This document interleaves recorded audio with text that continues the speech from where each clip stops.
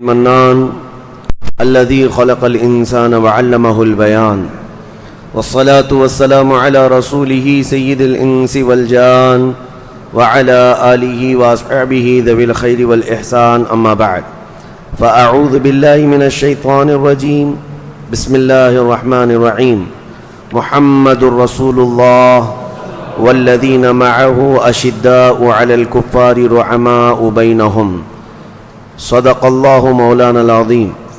بارگاہ رسالت میں آپ صلی اللہ تعالیٰ علیہ وسلم میں درود پاک کا ہدیہ پیش کریں۔ اللہم صلی علی سیدنا و مولانا محمد معدن الجود والکرم وآلہ واصحابہ الکرام وابنہ الکریم وبارک وسلم صلاة دائمة سرمدا ابدا۔ عزیزان گرامی وقار، تاریخ اسلام کی ابتدا کیسے ہوئی؟ حکومت اسلام، سلطنت اسلام اور اسلامی سیاست کا عروج و ارتقاء مدینہ طیبہ کی سرحدوں سے نکل کر پوری دنیا میں کیسے پھیلا، یہ تاریخ آپ کے سامنے میں رکھ رہا ہوں۔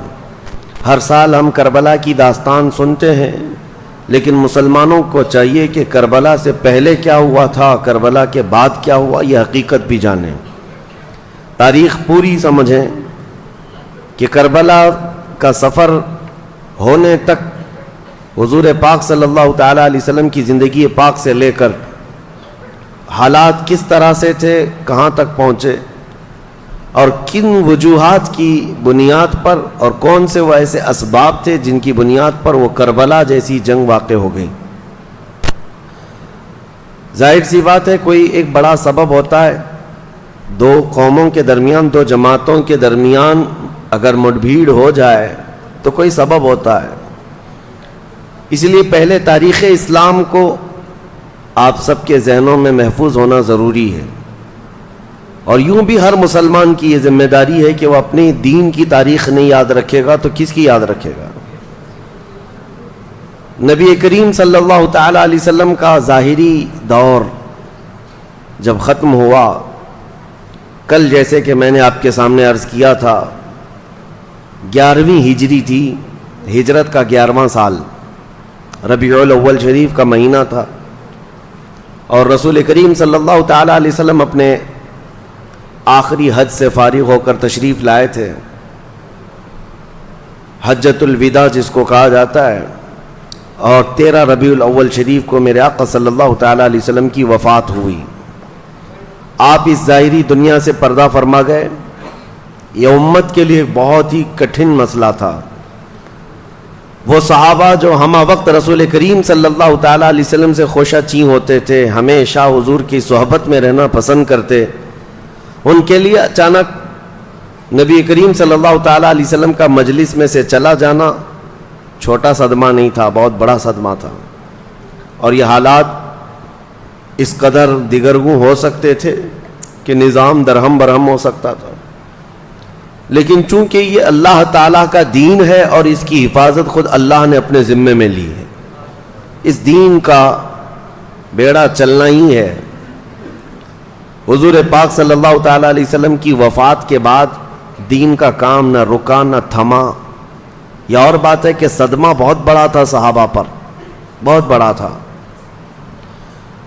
اکثر صحابہ کرام، صحابہ تو صحابہ ہے جو حضور صلی اللہ علیہ وسلم پر جان و مال نچھاور کرتے تھے، جانوروں کا حال بھی یہ تھا۔ جو نبی کریم صلی اللہ تعالیٰ علیہ وسلم کی سواریاں ہیں، قصوہ جو حضور کی اونٹنی تھی جس پر حضور صلی اللہ علیہ وسلم نے آخری حج ادا فرمایا، حضور کی وفات کے بعد اس اونٹنی نے تو کھانا پینا چھوڑ دیا تھا، نہ کھاتی تھی نہ پیتی تھی، کچھ نہیں، یہاں تک کہ حضرت ابوبکر صدیق رضی اللہ تعالیٰ عنہ اس کے پاس جاتے، یہ رسول اللہ کی سواری ہے، کوئی چیز کھانے کی سامنے کرتے تو اپنے پیروں سے اس کو ہٹا دیتی، اور اس اونٹنی کے روتے روتے آنکھیں اندھی ہو گئی تھیں۔ نبی پاک صلی اللہ علیہ وسلم کی وفات کا غم جب ان کی سواریوں میں تھا تو صحابہ میں کتنا ہوگا۔ اور حضور کا جو خچر ہے، نبی کریم صلی اللہ تعالیٰ علیہ وسلم کے لیے خچر کی ایک سواری تھی، اس خچر کا حال یہ تھا کہ وہ مدینہ طیبہ کی گلیوں میں دیوانہ وار پروانہ وار گھومتا رہتا، اور یہاں تک کہ جس کنویں سے میرے آقا صلی اللہ تعالیٰ علیہ وسلم کو آخری غسل دیا گیا تھا، بیر غرس، آج بھی وہ مدینے میں موجود ہے، اس کنویں میں اس خچر نے چھلانگ لگا دی اور وہاں موت کا شکار ہوا۔ یہ جانوروں کی محبت تھی، تو صحابہ کرام پر کیسا صدمہ ہوا ہوگا، حضور کا ان کی آنکھوں سے اوجھل ہو جانا۔ حضرت فاطمہ الزہرا رضی اللہ تعالی عنہا کے اشعار اگر پڑھیں تو سمجھ میں آتا ہے، اپنے والد گرامی کی وفات پر جو انہوں نے اشعار کہے تھے وہ بڑے غم میں ڈوبے ہوئے تھے، آج بھی ہم پڑھتے ہیں تو آنکھیں بھیگ جاتی ہیں۔ تو اتنے بڑے غم اور اتنے بڑے صدمے کے بعد اور اتنے بڑے مشن کو لے کر کے چلنا آسان کام نہیں۔ جب کوئی تحریک چلتی ہے، کوئی تنظیم شروع ہوتی ہے یا ایک کوئی سوسائٹی قائم ہوتی ہے، تو جو اس کا مین آدمی ہوتا ہے اسی سے وہ سارا نظام چل رہا ہوتا ہے۔ اگر وہ مین آدمی ختم ہو گیا یا نکل گیا تو اس تحریک میں، تنظیم میں ٹھنڈی آ جاتی ہے، لوگ ادھر ادھر ہو جاتے ہیں، بکھر جاتے ہیں۔ لیکن دین اسلام ایک صرف تنظیم یا ایک چھوٹی سی تحریک نہیں تھی جو صرف مدینے کی باؤنڈری کے اندر محدود ہو۔ دین اسلام وہ آفاقی دین تھا جس کو مدینے سے نکل کر پوری کائنات میں پھیلنا تھا، اور یہ دین پوری دنیا کے لیے آیا، کائنات کے لیے آیا، اور وہ محدود وقت کے لیے نہیں، صبح قیامت تک کے لیے آئے۔ اب دوسرا دین آنا نہیں ہے، نہ دوسرا نبی آنا ہے۔ تو اب اس دین اسلام کے اس بڑے کاز کو، اس بڑے مشن کو لے کر چلنا صحابہ کی ذمہ داری تھی۔ اسی لیے میرے عزیزو، ان صحابہ کی عظمتوں پر کروڑوں سلام، صحابہ کی عظمتوں پر ہماری جانیں قربان۔ غم میں آ کر کے انہوں نے کوئی ایسا فیصلہ نہیں لیا کہ ہم مدینے چھوڑ دیں گے یا اب حالات ختم ہو گئے نکل جائیں گے، نہیں۔ حالانکہ جنگ احد میں، احد کی جنگ جو ہے وہ 3 ہجری میں ہوئی تھی، نبی پاک صلی اللہ تعالیٰ علیہ وسلم بنفس نفیس شریک ہیں جنگ احد میں، لیکن کافروں کی طرف سے، شیطان کی طرف سے یہ افواہ پھیلا دی گئی تھی حضور صلی اللہ علیہ وسلم کا قتل ہو گیا ہے۔ تو جو صحابہ وہاں موجود تھے، 700 صحابہ تھے جنگ احد کے اندر، ان میں سے اکثر صحابہ جیسی ہی یہ خبر پھیلی، اکثر نہ صحیح لیکن کچھ صحابہ، ان کے ہاتھوں سے تلوار چھوٹ گئی اور وہ اسی طرح دم بخود کھڑے رہ گئے۔ کفار مار رہے ہیں، تلواریں سونتے ہوئے، تیر تانے ہوئے، لیکن صحابہ کے ہاتھوں سے تلواریں چھوٹ گئیں اور وہ لڑنا ہی نہیں چاہتے تھے۔ ان کو پکڑ پکڑ کر تلواریں دی جا رہی تھی تو وہ کیا کہتے، جب رسول اللہ ہے ہی نہیں تو اب پھر لڑنا کس کے لیے ہے؟ ہم نے سنا ہے کہ نبی پاک صلی اللہ تعالیٰ علیہ وسلم کی شہادت ہو گئی، انتقال ہو گیا۔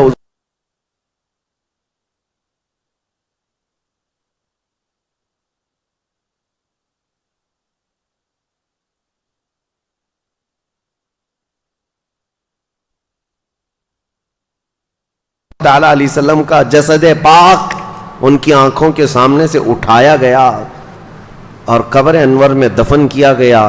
تو یہ آسان کام نہیں تھا اتنے بڑے غم کو برداشت کرنا اور اس کے بعد یہ پورے دین اسلام کے مشن کو لے کر چلنا۔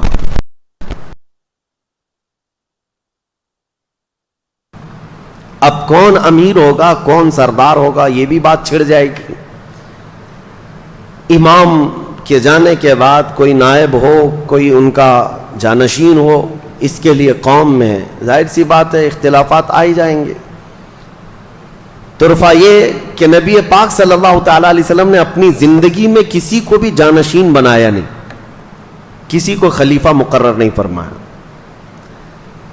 یہاں سے میں آپ کو محرم الحرام کے بیانات میں یہ جو جملہ میں کہہ رہا ہوں محفوظ رکھ کر کے جائیں۔ ہم میں اور شیعہ لوگوں میں فرق یہی ہے، وہ ایسی روایتیں بیان کرتے ہیں جس سے یہ مستفاد ہو کہ صرف اور صرف حضور صلی اللہ تعالیٰ علیہ وسلم کے بعد اگر کوئی خلیفہ بننے کے لائق تھا یا جانشین تھا تو مولا علی کرم اللہ وجہہ الکریم تھے، بلکہ وہ یہاں تک کہتے ہیں وصی رسول اللہ، رسول اللہ نے ان کے لیے وصیت کی تھی، وہ رسول پاک صلی اللہ علیہ وسلم کے جانشین تھے، اعلان ہو چکا تھا۔ یہ سب چیزوں کے لیے میں ایک ہی سوال کرتا ہوں، صدیق اکبر کس کا نام ہے؟ نبی پاک صلی اللہ تعالیٰ علیہ وسلم کی ایک چھوٹی سی چیز کو بھی جو ریلیٹڈ ہو وہ چھوڑنا گوارا نہیں کرتے. بال کے برابر بھی وہ کہتے ہیں صحابہ بال برابر بھی حضور کی اداؤں سے یا حضور کی منشا سے ہٹ کر کے وہ کوئی کام کرنا پسند نہیں کرتے تھے, چاہے پوری دنیا الگ ہو جائے.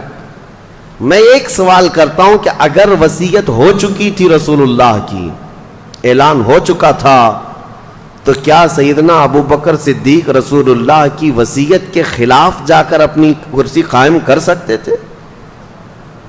یہ عقل میں آنے والی بات نہیں. وہ ابو بکر صدیق رضی اللہ تعالیٰ عنہ جو رسول اللہ صلی اللہ علیہ وسلم کی پیروی میں اور ان کی سنتوں میں اس قدر حساس تھے کہ روز اول سے وہ ایمان لائے ہوئے ہیں. سب سے پہلے اسلام لانے والوں میں نام ہے, ہر وقت رسول پاک صلی اللہ تعالیٰ علیہ وسلم کے ساتھ کھڑے ہونے والے. اگر حضور نے اعلان کر دیا ہوتا تو کیا حضرت ابو بکر صدیق اس کی نافرمانی کرتے, اس فرمان کے خلاف جاتے؟ ممکن ہی نہیں لگتا, ممکن ہی نہیں لگتا. اس لیے میں آپ کو یہ بتا رہا ہوں کہ اس روایت کو محفوظ رکھ لو اپنے ذہنوں میں کہ حضور نے اپنی پوری زندگی میں کسی کو اپنا جانشین مقرر نہیں فرمایا, کسی کو خلیفہ بنایا نہیں. یہ مسلم بات ہے. اگر رسول کریم صلی اللہ تعالیٰ علیہ وسلم بناتے, ایک روایت امام جلال الدین سیوطی رحمۃ اللہ تعالیٰ علیہ کی تاریخ الخلفاء سے میں آپ کے سامنے رکھ رہا ہوں.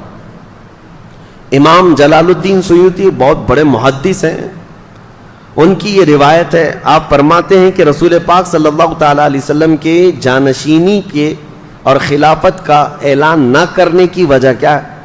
کیوں نہیں منتخب فرمایا کسی کو بنا دیتے, خلیفہ بنا دیتے, جانشین بنا دیتے, لیکن بنایا کیوں نہیں؟ اس میں کیا وجہ ہے؟ امام جلال الدین سیوطی کی یہ روایت تاریخ الخلفاء میں موجود ہے.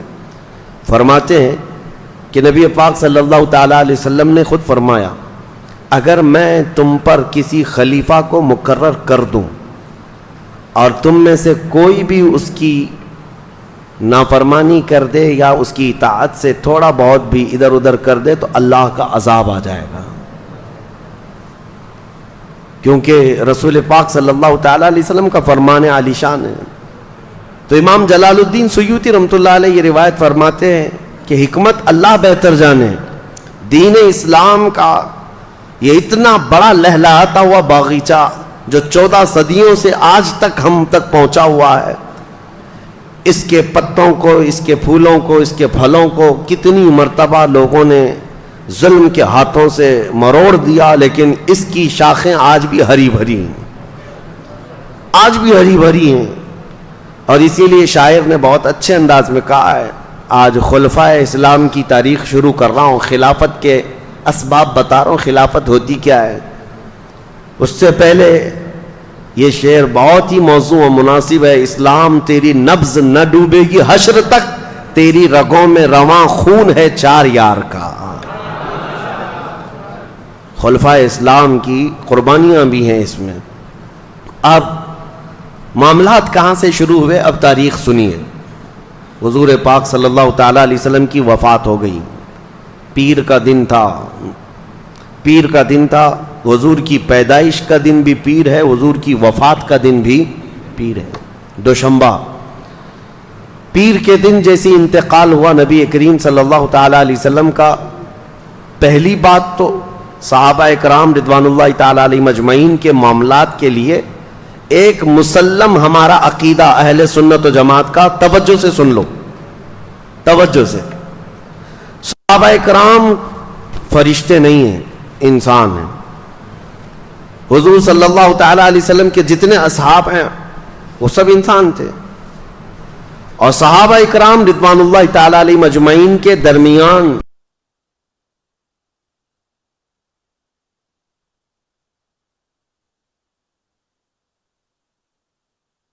ذکر کرنا اور پھیلانا یہ حرام ہے, ناجائز ہے. بعض لوگوں کو یہ سب چیزوں کا شوق ہے, ان کے بیچ میں کیا ہوا تھا, ان کے بیچ میں کیا ہوا تھا, تم ان کے بیچ میں کیا ہوا تھا اسی تحقیق میں رہ گئے, تمہیں خود پتہ نہیں تمہارے بیچ کیا ہو رہا ہے. تمہارے ایمان کا اندازہ کرو. وہ ایسے بزرگ ہیں ایسے کہ جن کے بارے میں میرے آقا صلی اللہ علیہ وسلم نے فرمایا ہے کہ میرا ایک صحابی جو کے دانے کے برابر خیرات کر دے اور پوری امت احد پہاڑ کے برابر سونا خیرات کرے تب بھی میرے صحابی کی خیرات کے برابر نہیں ہو سکتا. صحابی کے درجے کو پہنچ ہی نہیں سکو گے. نبی پاک صلی اللہ تعالی علیہ وسلم نے فرمایا اللہ اللہ فی اصحابی، لوگوں کو ڈرایا خبردار خبردار میرے صحابہ کے بارے میں، لا تسبوا اصحابی، میرے صحابہ کو گالی مت دینا. آج ایک جماعت باضابطہ طور پر صحابہ کو نشانی بنا چکی ہے، نشانہ بنا چکی ہے اپنے گالی گلوچ کا، اور ایسا لگتا ہے 14 صدیوں کے بعد یہ لوگ بڑے ترم خواں ہیں جو فیصلہ کرنے بیٹھے ہیں. وہ حق پر تھے کہ یہ غلط تھے. جنہوں نے رسول اللہ صلی اللہ تعالی علیہ وسلم کی صحبت کا شرف پایا ہے، تمہیں اندازہ نہیں وہ کون سے مقام پر پہنچ گئے. سیدنا عبد القادر جیلانی غوث العظم بغدادی رضی اللہ تعالیٰ عنہ کے متعلق یہ بات منسوب ہے، آپ نے فرمایا امت میں ہم اولیاء کی کیٹیگری جانتے ہیں نا، کوئی نجبہ ہیں، اقطاب ہیں، ابدال ہیں، اوتاد ہیں، اور پھر غوث ہیں، قطب ہیں، یہ ساری چیزیں. غوث کا درجہ اولیاء میں بہت اونچا ہوتا ہے، لیکن وہ غوث خود فرماتے ہیں صحابی کے درجے کے متعلق، فرماتے ہیں رسول اللہ کے صحابہ جو جہاد میں جایا کرتے تھے گھوڑوں پر بیٹھ کر، ان گھوڑوں کے ٹاپ کے نیچے سے جو دھول اڑتی تھی غوث کا مقام وہاں تک بھی نہیں پہنچ سکتا. تم کہاں کمپیئر کرنے چل پڑے آج کے 2 ٹانگ کے جانور نبی پاک صلی اللہ تعالی علیہ وسلم کے صحابہ سے اپنے آپ کو کمپیئر کرنے لگے. علم تمہارے پاس زیادہ. اس لیے میں تنبیہ کے ساتھ کہتا ہوں اے سنیو، یہ وقت ایسا آ چکا ہے جگہ جگہ سوشل میڈیا پر اور کچھ نوجوانوں کے درمیان یہ بحثیں چھڑنے لگ گئی ہیں صحابہ کے اختلافات کے بارے میں. مولا علی کرم اللہ وجہہ الکریم اور حضرت امیر معاویہ کے درمیان کیا جنگیں ہوئی تھی، کون سے اختلافات ہوئے تھے. حضرت خالد بن ولید رضی اللہ تعالیٰ عنہ، حضرت عمر فاروق رضی اللہ تعالیٰ عنہ، ان کے درمیان کیا معاملات ہو گئے تھے. حضرت عثمان ابن عفان رضی اللہ تعالیٰ عنہ اور دیگر صحابہ اکرام کے درمیان. یہ سب باتیں لوگوں کو بڑی ایسی لگتی ہیں دلچسپ ہیں. اس میں آج داخل ہوتے ہوتے نوجوان ایمان سے ہاتھ دھو بیٹھ رہے ہیں. میں تو یہ کہتا ہوں وہ بہت بڑی چیزیں ہیں. تمہیں تو اپنے ماں باپ کے اختلاف میں بھی نہیں جانا چاہیے. تمہیں تو اتنا بھی حق نہیں ہے کہ تمہاری ماں اور تمہارے باپ آپس میں کسی بات پر اختلاف کر لے تو بیٹا وہاں بیچ میں داخل ہو کر کے مزاحمت نہ کرے، اور نہ ہی ان کے ان قصوں کو مزے لے لے کر کے سناتا رہے. تمہیں اتنا بھی حق نہیں ہونا چاہیے کیونکہ وہ بڑے ہیں بڑے ہیں. اب رہی بات صحابہ رسول اللہ کے، الصحابۃ کلہم عدول، سارے صحابہ رسول اللہ کے عادل ہیں. وَكُلًّا وَعَدَ اللَّهُ الْحُسْنَى، قرآن کی 27ویں پارے کی سورہ حدید کی آیت ہے. اللہ قرآن میں فرماتا ہے رسول کے سارے صحابہ سے اللہ نے وعدہ کر لیا ہے کہ ان کو جنت ملے گی، ان کے لیے وعدہ ہے. اور انہی کے متعلق قرآن میں آیت نازل ہوئی رضی اللہ عنہم ورضوا عنہ، اللہ ان سے راضی ہوا اور وہ اللہ سے راضی ہوئے. 3 مرتبہ یہ آیت آئی قرآن پاک میں. اللہ تبارک و تعالیٰ ان سے راضی ہوا. تو میرے عزیزو، جن سے خود اللہ راضی ہے اور کلام پاک میں سند کے طور پر آیت آ گئی، ان صحابہ کے بارے میں تم بات کر سکتے ہو؟ اس لیے سب سے پہلے آج میری گفتگو شروع ہونے سے پہلے یہ اہل سنت و جماعت کا مسلم عقیدہ سمجھ کر کے چلو، صحابہ کے آپس کے معاملات اور اختلافات ہمارا موضوع سخن کبھی نہیں ہو سکتے، ہماری تقریر کا عنوان کبھی نہیں ہو سکتے. ہاں، تاریخ ہم بتاتے ہیں، اور تاریخ بتانے کے بعد آپ کو ہمیشہ یہ بات محفوظ رکھنی چاہیے کہ وہ سب رسول اللہ کے صحبت یافتہ ہیں، حضور کے سچے غلاموں میں سے ہیں. اگر ان کے درمیان کوئی معاملات ہوئے بھی تھے تو ان کا مولا، ان کا آقا رسول کریم صلی اللہ تعالیٰ علیہ وسلم ان کے ساتھ ہے، اور رب العالمین ان کے ساتھ فیصلہ فرمانے والا ہے. نہ تم سزا دے سکتے ہو نہ جزا دے سکتے ہو. اب سنیے، باہمی اختلافات جو ہوتے ہیں نا، اختلاف کی 2 قسمیں ہیں. میں اب بات آ گئی ہے تو آج یہ بات بھی عرض کر دوں، کیونکہ اختلافات کثرت سے ہیں، علماء میں بھی ہیں، بڑے بڑے طبقے میں اختلافات۔ اختلاف دو قسم کے، ایک اختلاف محمود ہے اور ایک اختلاف مذموم ہے۔ اختلاف محمود جو ہے اچھا ہے، اور اختلاف مذموم بہت برا ہے۔ محمود اچھے اختلاف کو کہتے ہیں، تو آپ سوچیں گے کیا بھلا اختلاف بھی کوئی اچھا ہوتا ہے؟ ہاں ہوتا ہے، کیونکہ یہ بھی موجود ہے کہ حضور صلی اللہ تعالیٰ علیہ وسلم کی امت کے علماء کا اختلاف امت کے لیے رحمت ہے۔ اس پر باضابطہ کتاب ہے، موجود ہے۔ لیکن وہ اختلاف محمود، اس کے پورے شرائط ہیں، کیسے اختلاف ہوگا؟ مثال کے طور پر حق پہچاننے کے لیے، حق جاننے کے لیے دونوں بھاگ رہے ہیں، دونوں دوڑ رہے ہیں۔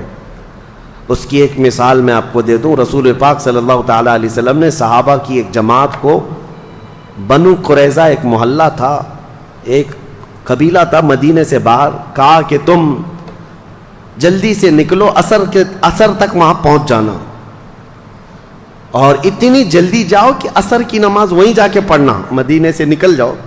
حضور نے بھیجا۔ اب یہ صحابہ کی ایک جماعتیں جا رہی ہے، چل رہے تھے، بیچ راستے میں عصر کا وقت اتنا ہو گیا کہ سورج ڈوبنے کے قریب آیا، لیکن یہ ابھی اپنی منزل نہیں پہنچے۔ تو اب صحابہ کی جماعت میں اختلاف، آدھے صحابہ یہ کہنے لگے ہم نماز یہاں پڑھ لیں گے، سورج ڈوب جائے گا، عصر قضا ہو جائے گی۔ حضور کے فرمانے کا مقصد یہ نہیں ہے کہ عصر چھوڑ کر کے جاؤ، حضور نے فرمایا تھا جلدی جاؤ۔ بعض دوسرے صحابہ نے کہا نہیں، حضور نے فرمایا بنو قریظہ میں جا کے عصر پڑھو، ہم وہیں جا کر کے پڑھیں گے، چاہے سورج ڈوبے چاہے رہے۔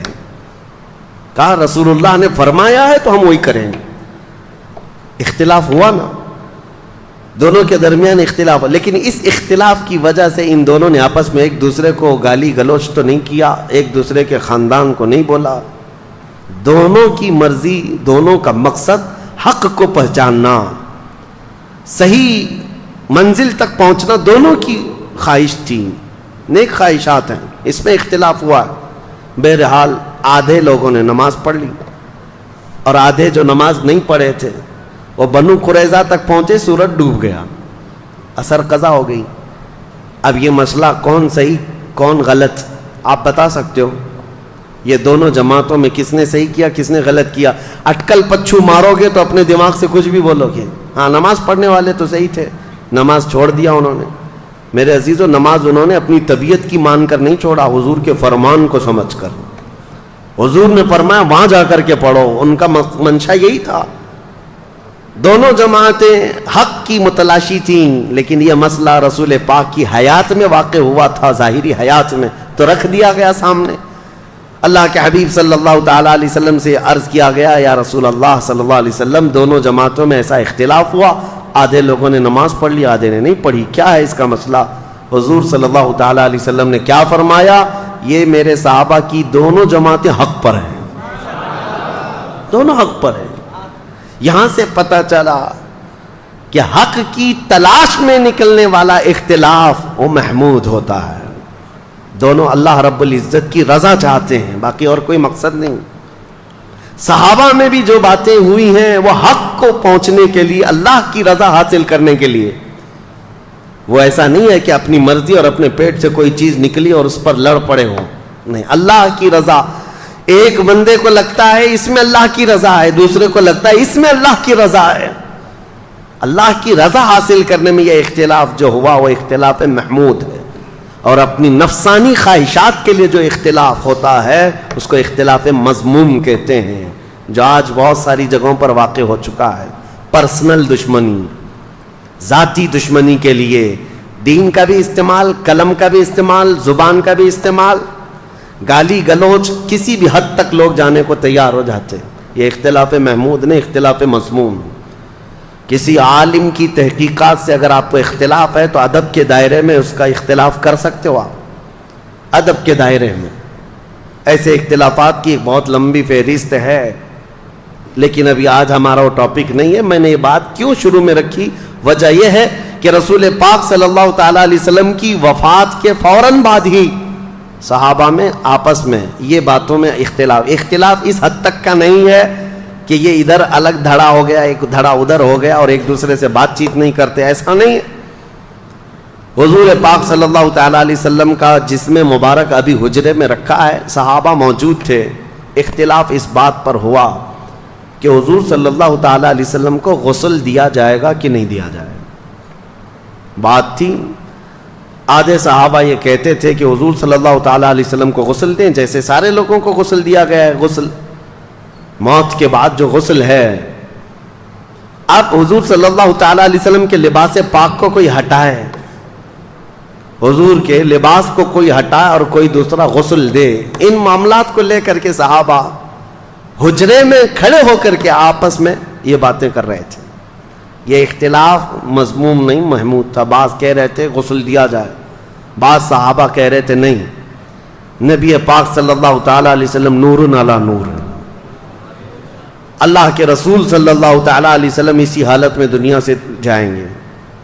صحابہ میں یہ بات ابھی چل رہی تھی، حدیث شریف ہے، صحیح حدیث ہے بخاری کی بھی، کہ اچانک وہ حجرے میں جتنے کھڑے صحابہ تھے، چھوٹا حجرہ تھا، بہت سارے لوگ اندر آ نہیں سکتے تھے، جتنے صحابہ کھڑے تھے وہ کہتے ہیں ہم کو غنودگی طاری ہوئی، نیند آ گئی، آنکھیں جھپکیں اور سب کے سب وہاں پر اونگنے لگ گئے۔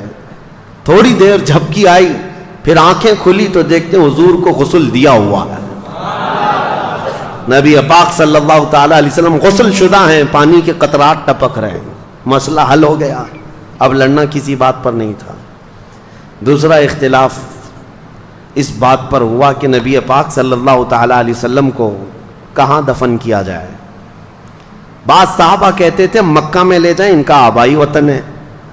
بعض کہتے 30,000 کے قریب انبیاء اکرام بیت المقدس کے آس پاس دفن ہیں، حضور صلی اللہ تعالیٰ علیہ وسلم کے بھائی ہیں سارے انبیاء، وہاں لے جا کر کے دفن کریں۔ اور بعض صحابہ کہتے نہیں، ہم مدینے سے باہر نہ لے جائیں۔ یہ اختلاف تھا، 3 جماعتیں تھیں۔ پھر سیدنا ابو بکر صدیق رضی اللہ تعالیٰ عنہ سے یہ حدیث آپ نے سنائی کہ میرے آقا صلی اللہ تعالیٰ علیہ وسلم نے اپنی زندگی میں فرمایا تھا اللہ کے ہر نبی کو وہیں دفن کیا جاتا ہے جس جگہ ان کی روح قبض کی جاتی ہے۔ مسئلہ حل ہو گیا۔ ہاں، فرمایا کہ حضور صلی اللہ تعالیٰ علیہ وسلم کی روح پاک یہاں قبض کی گئی حضرت عائشہ کے مکان میں، تو اب یہیں دفن ہوں گے۔ اس بات کا بھی خلاصہ ہوا۔ اب ان کے بعد حضور اکرم صلی اللہ تعالیٰ علیہ وسلم کی تدفین کے بعد نماز جنازہ کے بارے میں بہت سارے لوگ پوچھتے ہیں، حضور کی جنازے کی نماز کیسے ہوئی؟ وہ ایک ساتھ جمع غفیر کے نماز ادا نہیں کی گئی تھی، بلکہ حضور صلی اللہ تعالیٰ علیہ وسلم کے جسم پاک کو حجرے میں ہی رکھا گیا تھا، اور صحابہ کی ایک ایک جماعت آتی تھی، نماز پڑھتی تھی اور چلے جاتے تھے۔ بلکہ یہ نماز جنازہ، اس نماز جنازہ کے بارے میں بھی صحابہ میں باتیں ہوئی کہ کون پڑھے گا، کون پڑھائے گا، کس طرح سے۔ اب اس میں پھر حضور کی ہی ایک روایت، حدیث صحابہ نے سنائی کہ اللہ کے نبی نے فرمایا کہ تم سب کے سب میرے حجرے سے باہر چلے جانا، سب سے پہلے حضور صلی اللہ تعالیٰ علیہ وسلم کے جسم اقدس کے پاس نماز جنازہ کے لیے کوئی اور نہیں، جبرائیل امین آئیں گے، سید الملائکہ حاضر ہوئے فرشتوں کی جماعت کے ساتھ، پھر ان کے بعد حضرت میکائیل علیہ السلام، پھر حضرت اسرافیل علیہ السلام، پھر حضرت اسرائیل علیہ السلام، انہوں نے نمازیں ادا کیں فرشتوں کی جماعتوں کے ساتھ۔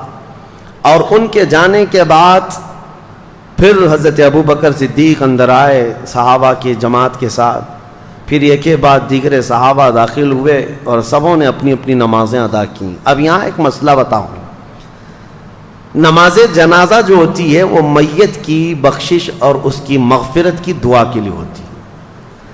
اب رسول پاک صلی اللہ تعالیٰ علیہ وسلم کی نماز جنازہ پڑھنے والے حضور کے لیے مغفرت کی دعا کرنے گئے تھے، حضور کی بخشش کا سوال کرنے گئے تھے؟ ارے وہ رسول جو ہاتھ نہ اٹھائے تو قیامت میں کسی کا حساب نہ ہو۔ نماز جنازہ 2 طریقے کی ہے، اسی لیے فرمایا گیا نماز جنازہ میں حاضر ہو جاؤ، تمہاری کثرت جو ہوگی تمہاری جماعت ہوگی، تم اس کی مغفرت کی دعا کرو گے، اللہ میت کو معاف کر دے گا. ایک روایت. اور فرمایا اگر کوئی بہت نیک انسان کا انتقال ہوا تب بھی جنازہ پڑھو، اس لیے کہ جتنے شریک ہوں گے ان کے گناہ معاف ہو جائیں گے. تو وہاں یہ مسئلہ بھی حل ہے. رسول کریم صلی اللہ تعالی علیہ وسلم کے نماز جنازہ میں جو گئے تھے وہ سب کے سب مستفیض ہو کر کے آئے، حضور سے انوار و برکات لے کر کے آئے. دفن کی بعد بدھ کے دن حضور صلی اللہ تعالی علیہ وسلم کی تدفین ہوئی. 2 دن کے بعد، پیر کے بعد سے لے کر کے بدھ کے دن تک نبی پاک صلی اللہ تعالی علیہ وسلم کے کثیر صحابہ تھے، نماز پڑھنے میں ہی یہ وقت نکلتا رہا. اور تدفین کے بعد اب جو معاملہ سب سے پہلے درپیش ہے مسلمانوں کی امامت کا، مسلمانوں کی امارت کا. حضور کے جاتے ہی اختلافات اس قدر ہو گئے تھے باہر صحابہ میں نے، دیگر لوگوں میں جو نفس پرست لوگ تھے. کچھ تو نبوت کا جھوٹا دعویٰ بھی کر بیٹھے ہیں. حضور کے جاتے ہی اسود عنسی نام کا ایک شخص کھڑا ہوا، مسیلمہ کذاب ایک شخص کھڑا ہوا، اور لوگوں میں کثرت سے وہ اپنا انفلوئنس بڑھاتے ہوئے، اثر و رسوخ بڑھاتے ہوئے لوگوں کو اپنی طرف مائل کیا. میں اور سچا رسول ہوں، میں اور سچا نبی ہوں، ایسا سہولت دینے لگا. جو سہولت کے پیچھے بھاگتے ہیں وہ ایسے نبیوں کے پیچھے بھاگتے ہیں. شریعت حضور صلی اللہ تعالی علیہ وسلم کی، اسی لیے مسلمانوں ہمیشہ یاد رکھو کہ اگر تم تن آسانی چاہو گے تو شیطان کسی بھی گڑھے میں لے جا کے تمہیں گرا دے گا. تم ہمیشہ یہ یاد رکھو میری طبیعت چاہے یا نہ چاہے جو میرے مصطفیٰ کی شریعت ہے وہی حق ہے. لوگ آتے ہیں بیوی کو 3 طلاق دے دیا، ہم نے بتا دیا ہے کہ ہو گئی ہے، پھر وہ ایسا کوئی مولوی ڈھونڈتے ہیں جو اس سے کہے کہ نہیں ہوئی ابھی رہ سکتا ہے. وہ ڈھونڈتے رہتے ہیں کہیں نہ کہیں سے، سہولت چاہتے ہیں. جبکہ صحیح احادیث اور صحیح قرآن کی آیات سے جو مسئلہ مل گیا تو اس کے بعد اپنی خواہشات کو ختم کر دو، یہی شریعت ہے. اور لوگوں کو آسانی چاہیے. روزے میں بھی کوئی 1 گھنٹہ پہلے افطار کرنے کی پرمیشن دینے لگ جائے تو اس کے بھی بہت سارے مرید بن جائیں گے کہ ہمارے یہاں کنسیشن ہے. بہت سارے ایسی جگہوں پر بنتے بنتے فرقے اسی لیے بن گئے شیطان کے، وہ آلہ کار بن جاتے ہیں، شیطان ان کو لے جاتا ہے. وہ جھوٹے نبی جو پیدا ہوئے تھے حضور کی وفات کے فوراً بعد، وہ ایسی ہی سہولتیں بانٹ رہے تھے کہ ہمارے ہاں ایسا ہے، ہمارے ہاں اتنی نمازیں نہیں، ہمارے ہاں اتنی زکوٰۃ بھی نہیں دینی، آؤ پیچھے چلو، جہاں جنگ میں غنیمت کا مال آئے گا وہ سب بانٹیں گے ہم. وہ الیکشن کی طرح ایک پارٹی اتنا اعلان کرے، دوسری پارٹی اس سے زیادہ اعلان کرے. ایک کہے بجلی فری تو دوسرے کہے عورتوں کو ٹکٹ فری. یہ لوگوں کو بہلانے اور پھسلانے کے جو ترغیبی انعامات ہوتے ہیں. میرے عزیزو ایک بات یاد رکھنا، شریعت مصطفیٰ صلی اللہ تعالی علیہ وسلم میں اگر کوئی اس طرح کی چیزیں لائے تو اس کو نکال کر پھینک دینا. اگر کانٹوں پر بھی چلنا پڑے تو مجھے وہی راستہ پسند ہے جو میرے مصطفیٰ کریم کا ہے، وہی راستہ ہے. اب حضور اکرم صلی اللہ تعالی علیہ وسلم کی تدفین کے بعد جو سب سے اہم معاملہ تھا وہ امامت کا تھا، خلافت کا تھا. اب کون امیر ہوگا، کون امام ہوگا مسلمانوں کا. یہ ایک ایسی سچویشن تھی صحابہ کے لیے کہ اگر یہ فوری طور پر حل نہیں ہوتا تو دشمنان اسلام ان کی جماعتوں کو ٹکڑے کر دیتے. صحابہ اکرام کے دشمن کم نہیں تھے، یہ لڑ رہے تھے، مسلسل لڑ رہے تھے. کتنے بازنطینی حکومتیں، ایرانی حکومتیں، رومی حکومتیں سب ان کے دشمن بنی بیٹھی ہوئی تھیں. ساسانی حکومتیں، بہت ساری حکومتیں ان کی دشمن بنی بیٹھی ہوئی ہیں. اگر ایسے میں ان کا کوئی امیر نہیں ہوتا، اگر کوئی ان کا خلیفہ نہیں، اگر امام نہیں ہوتا تو پھر دوسری حکومتوں کو مدینے پر چڑھائی کرنے میں ذرا برابر وقت نہیں لگتا. اور پھر پلس ہوا کیا ہے، کچھ تو لوگ مرتد ہو رہے تھے. مرتد کہتے ہیں اسلام کو چھوڑ کر پھر جانا. کچھ لوگ زکوٰۃ کے منکر بن گئے، کہا ہم زکوٰۃ نہیں دیں گے، اور رسول اللہ کے زمانے میں دیتے تھے اب نہیں دیں گے. وہ پھر گئے، مرتد ہو گئے. اور کچھ وہ اسود عنسی، طلحہ بن خویلد اور اس کے علاوہ مسیلمہ کذاب جیسے جھوٹے نبی. ارے جھوٹے نبیوں کی ایسی تعداد بڑھتی جا رہی تھی کہ ایک عورت بھی نکل آئی اس میں کہ میں بھی نبی ہوں، اور نبوت کا دعویٰ کرتے کرتے وہ جا کر مسیلمہ کذاب، وہ بھی نبوت کا دعویٰ کیا تھا، اس سے جا کے شادی بھی کر لی. ایک ہی گھر میں دو جھوٹے ہیں، شوہر بھی اور بیوی بھی، اور یہ کذاب دجال. جو بھی حضور کے بعد نبوت کا دعویٰ کرتا ہے اس کو دجال کہا گیا ہے. سب سے بڑا جھوٹا دنیا کا، سب سے بڑا جھوٹا اس کو دجال کہتے ہیں. یہ حالات جب پیش آئے، اب خلافت کے لیے حضور نے کسی کو جانشین مقرر نہیں کیا. صحابہ کے لیے کتنا بڑا امتحان تھا یہ.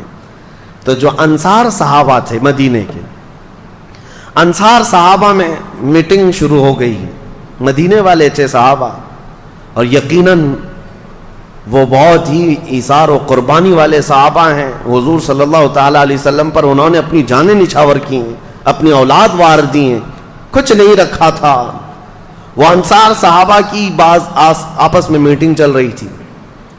وہ آپس میں سعد ابن عبادہ رضی اللہ تعالیٰ عنہ یا پھر دیگر صحابہ اکرام کو آگے بڑھا کر وہ یہ کہہ رہے تھے کہ اب ہم آپ کو امیر مقرر کرتے ہیں، کیونکہ رسول اللہ صلی اللہ علیہ وسلم سے ہمارے جو تعلقات ہیں، انصار کے لیے جو حضور نے دعائیں کی ہیں وہ بہت زیادہ ہیں، تو خلافت کا حق یا امیر بننے کا حق انصار کو ہے. تو انصار صحابہ کی یہ میٹنگ جو چل رہی تھی، ایک وہاں مدینہ طیبہ کا ایک مشہور علاقہ تھا، تو وہاں پر اس کٹے پر یا اس ٹیلے پر سب جمع ہوئے تھے. ادھر حضرت ابو بکر صدیق رضی اللہ تعالیٰ عنہ، حضرت عمر فاروق رضی اللہ تعالیٰ عنہ، حضرت ابو عبیدہ بن جراح، یہ بڑے صحابہ ہیں. یہ آپس میں بات کر رہے تھے کہ کس کے ہاتھ امارت ہو، خلافت ہو، امامت ہو. تو اسی اثنا میں حضرت عمر فاروق رضی اللہ تعالیٰ عنہ نے کہا کہ انصار کے درمیان آلریڈی یہ باتیں چل پڑی ہیں، کون بنے گا، کیا ہوگا.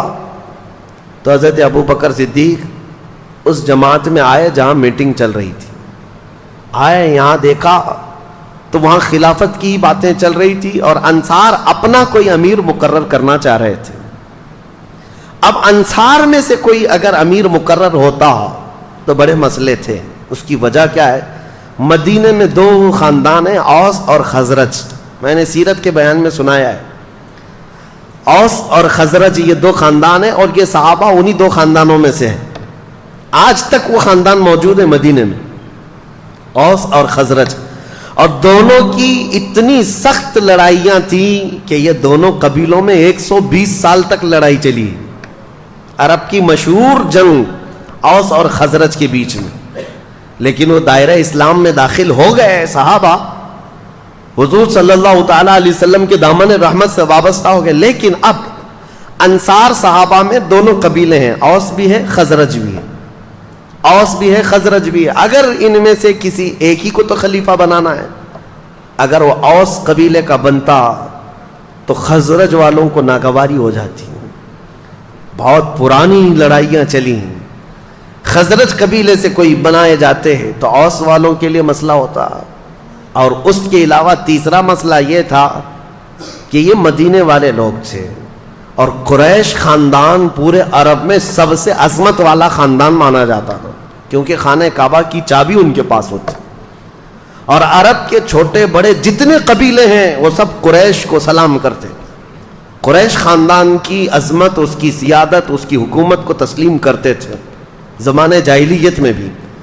اب قریش کے علاوہ اگر کوئی دوسرا بن کر آتا تو جو چھوٹے موٹے قبیلے ہیں وہ کبھی سردار تسلیم نہیں کرتے.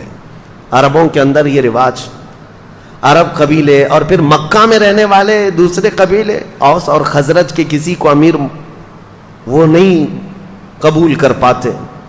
حضرت ابو بکر صدیق کی دانائی تھی، دور اندیشی تھی، وہ سب حالات جانتے تھے. سیاست اسی کو کہتے ہیں، اصل سیاست. اس کے بعد حضرت ابو بکر صدیق آئے. ثقیفہ بنی ساعدہ جو علاقہ ہے وہاں پر، وہ جو ٹیلا ہے وہاں پر سارے انصار صحابہ تھے. کھڑے ہو کر حضرت ابو بکر صدیق نے خطبہ دیا. وہ ایسا خطبہ تھا سب کے رونگٹے کھڑے کر دیے. ابھی ابھی حضور کے جانے کا غم تازہ تھا، اور سارے صحابہ جانتے تھے سب سے زیادہ حضور کے ساتھ رہنے والے حضرت ابو بکر ہی تھے. حضرت ابو بکر نے یہ نہیں کہا اے لوگوں میں خلیفہ بننے آیا ہوں، نہیں، ایک جملہ بھی نہیں فرمایا. یہاں میں تاریخ کی سچائیاں آج رکھ رہا ہوں آپ کے سامنے. ان جھوٹے کالے لوگوں کے اوپر یہ زناٹے دار تھپڑ ہے جو حضور سیدنا ابو بکر صدیق پر انگلیاں اٹھاتے ہیں، غصب کر کے خلافت لے لیا. نہیں، وہاں پر آئے انصار صحابہ کی جماعت کے درمیان خطبہ دیا اور کہا اے انصار، تمہاری قربانیاں ہمیں یاد ہیں. جب ہم آئے تھے بے گھر تھے، تم نے یہاں گھر دیے، مہاجرین کو تم نے سنبھالا، رسول اللہ کے قدم بقدم ساتھ رہے. اے انصار، تمہاری قربانیاں سب ہم یہ تسلیم کرتے ہیں، لیکن مسئلہ یہ کہ اگر تم میں سے کوئی امیر مقرر ہو گیا، کوئی خلیفہ مقرر ہو گیا، تو عرب کے دوسرے قبیلے اس کو تسلیم نہیں کریں گے، بغاوت ہو جائے گی. مکہ والے اور قریش والے اس بات کو تسلیم نہیں کر پائیں گے. اس لیے رسول کریم صلی اللہ تعالی علیہ وسلم جس خاندان سے تھے اسی خاندان کا کوئی امیر ہونا چاہیے. مسئلہ حل ہو گیا. حضور صلی اللہ تعالی علیہ وسلم جس خاندان سے، قریش سے، کہا کہ قریش سے ہی ہم اپنا امیر مقرر کرتے ہیں. اس کے لیے حضرت ابو بکر نے حضرت عمر کا ہاتھ پکڑا اور ایک ہاتھ حضرت ابو عبیدہ کا پکڑا. یہ دونوں قریش خاندان سے ہیں. دونوں کو کھڑا کر دیا اور کہا اے گروہ انصار، کیا میری اس بات کو تم تسلیم کرتے ہو، منظور کرتے ہو، قبول کرتے ہو؟ سارے انصار نے کہا آپ جو کہہ رہے ہیں حق ہے، قریش سے ہونا چاہیے. پھر کہا اگر قریش سے ہونا چاہیے تو سنو، میرے نزدیک قریش میں افضل ترین لوگ یہ ہیں، ایک ہاتھ میں میرے عمر ہے، ایک ہاتھ میں ابو عبیدہ ہے. سارے مسلمان ان دونوں میں سے کسی ایک کو اپنا امیر مقرر کر لیں. یہ حضرت ابو بکر صدیق نے فرمایا ہے. زبردستی خلافت حاصل کر لی؟ نہیں. خلافت کیسے آئی وہ میں آپ کو تاریخ بتا رہا ہوں. ثقیفہ بنی ساعدہ وہ چوٹی پر ٹیلے پر حضرت ابو بکر نے حضرت عمر کا ہاتھ پکڑا، حضرت ابو عبیدہ کا ہاتھ پکڑا اور کہا کہ یہ دونوں افضل ترین لوگ ہیں قریش میں بھی اور تم میں بھی، ان میں سے کسی ایک کو چن لو. انصار صحابہ سب دیکھ رہے تھے. جیسی حضرت ابو بکر نے یہ اعلان کیا اور بیٹھے ہیں، حضرت عمر کھڑے ہو گئے اور حضرت ابو عبیدہ بھی کھڑے ہو گئے. جن دونوں کا اعلان حضرت ابو بکر نے کیا تھا، نامزد کیا تھا، یہ دو امیدوار ہیں، ان کو کھڑا کیا گیا، چن لو مسلمانوں. تو یہ دونوں پہلے کھڑے ہوئے اور سارے گروہ انصار اور مہاجرین جتنے تھے مدینے میں سب کو مخاطب کر کے حضرت عمر کہتے ہیں اے رسول اللہ کے تمام اصحاب سنو، حضرت ابو بکر نے میرے نام کا تمہارے سامنے اعلان کیا، تمہارے چننے کے لیے تم سب گواہ ہو جاؤ. اللہ کو گواہ مانتے ہوئے میں ابو بکر کے ہاتھ پر بیعت کرتا ہوں. میں نے ان سے افضل رسول اللہ کی زندگی میں کسی کو نہیں دیکھا.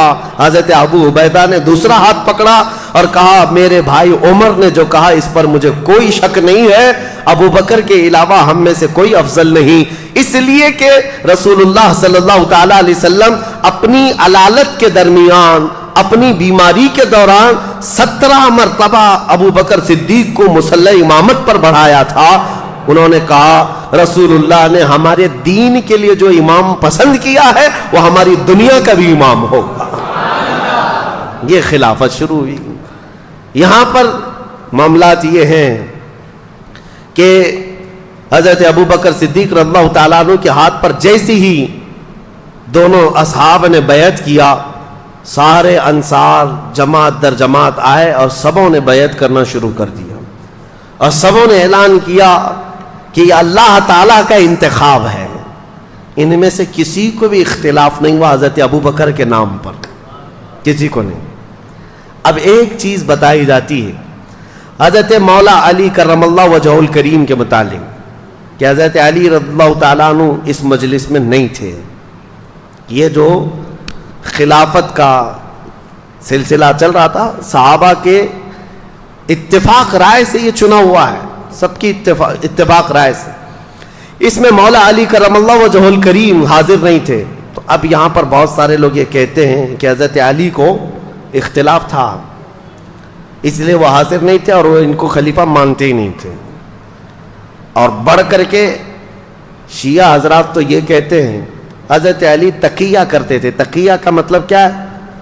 حالات سے اصل چیز کو دل میں چھپا کر کے رہنا.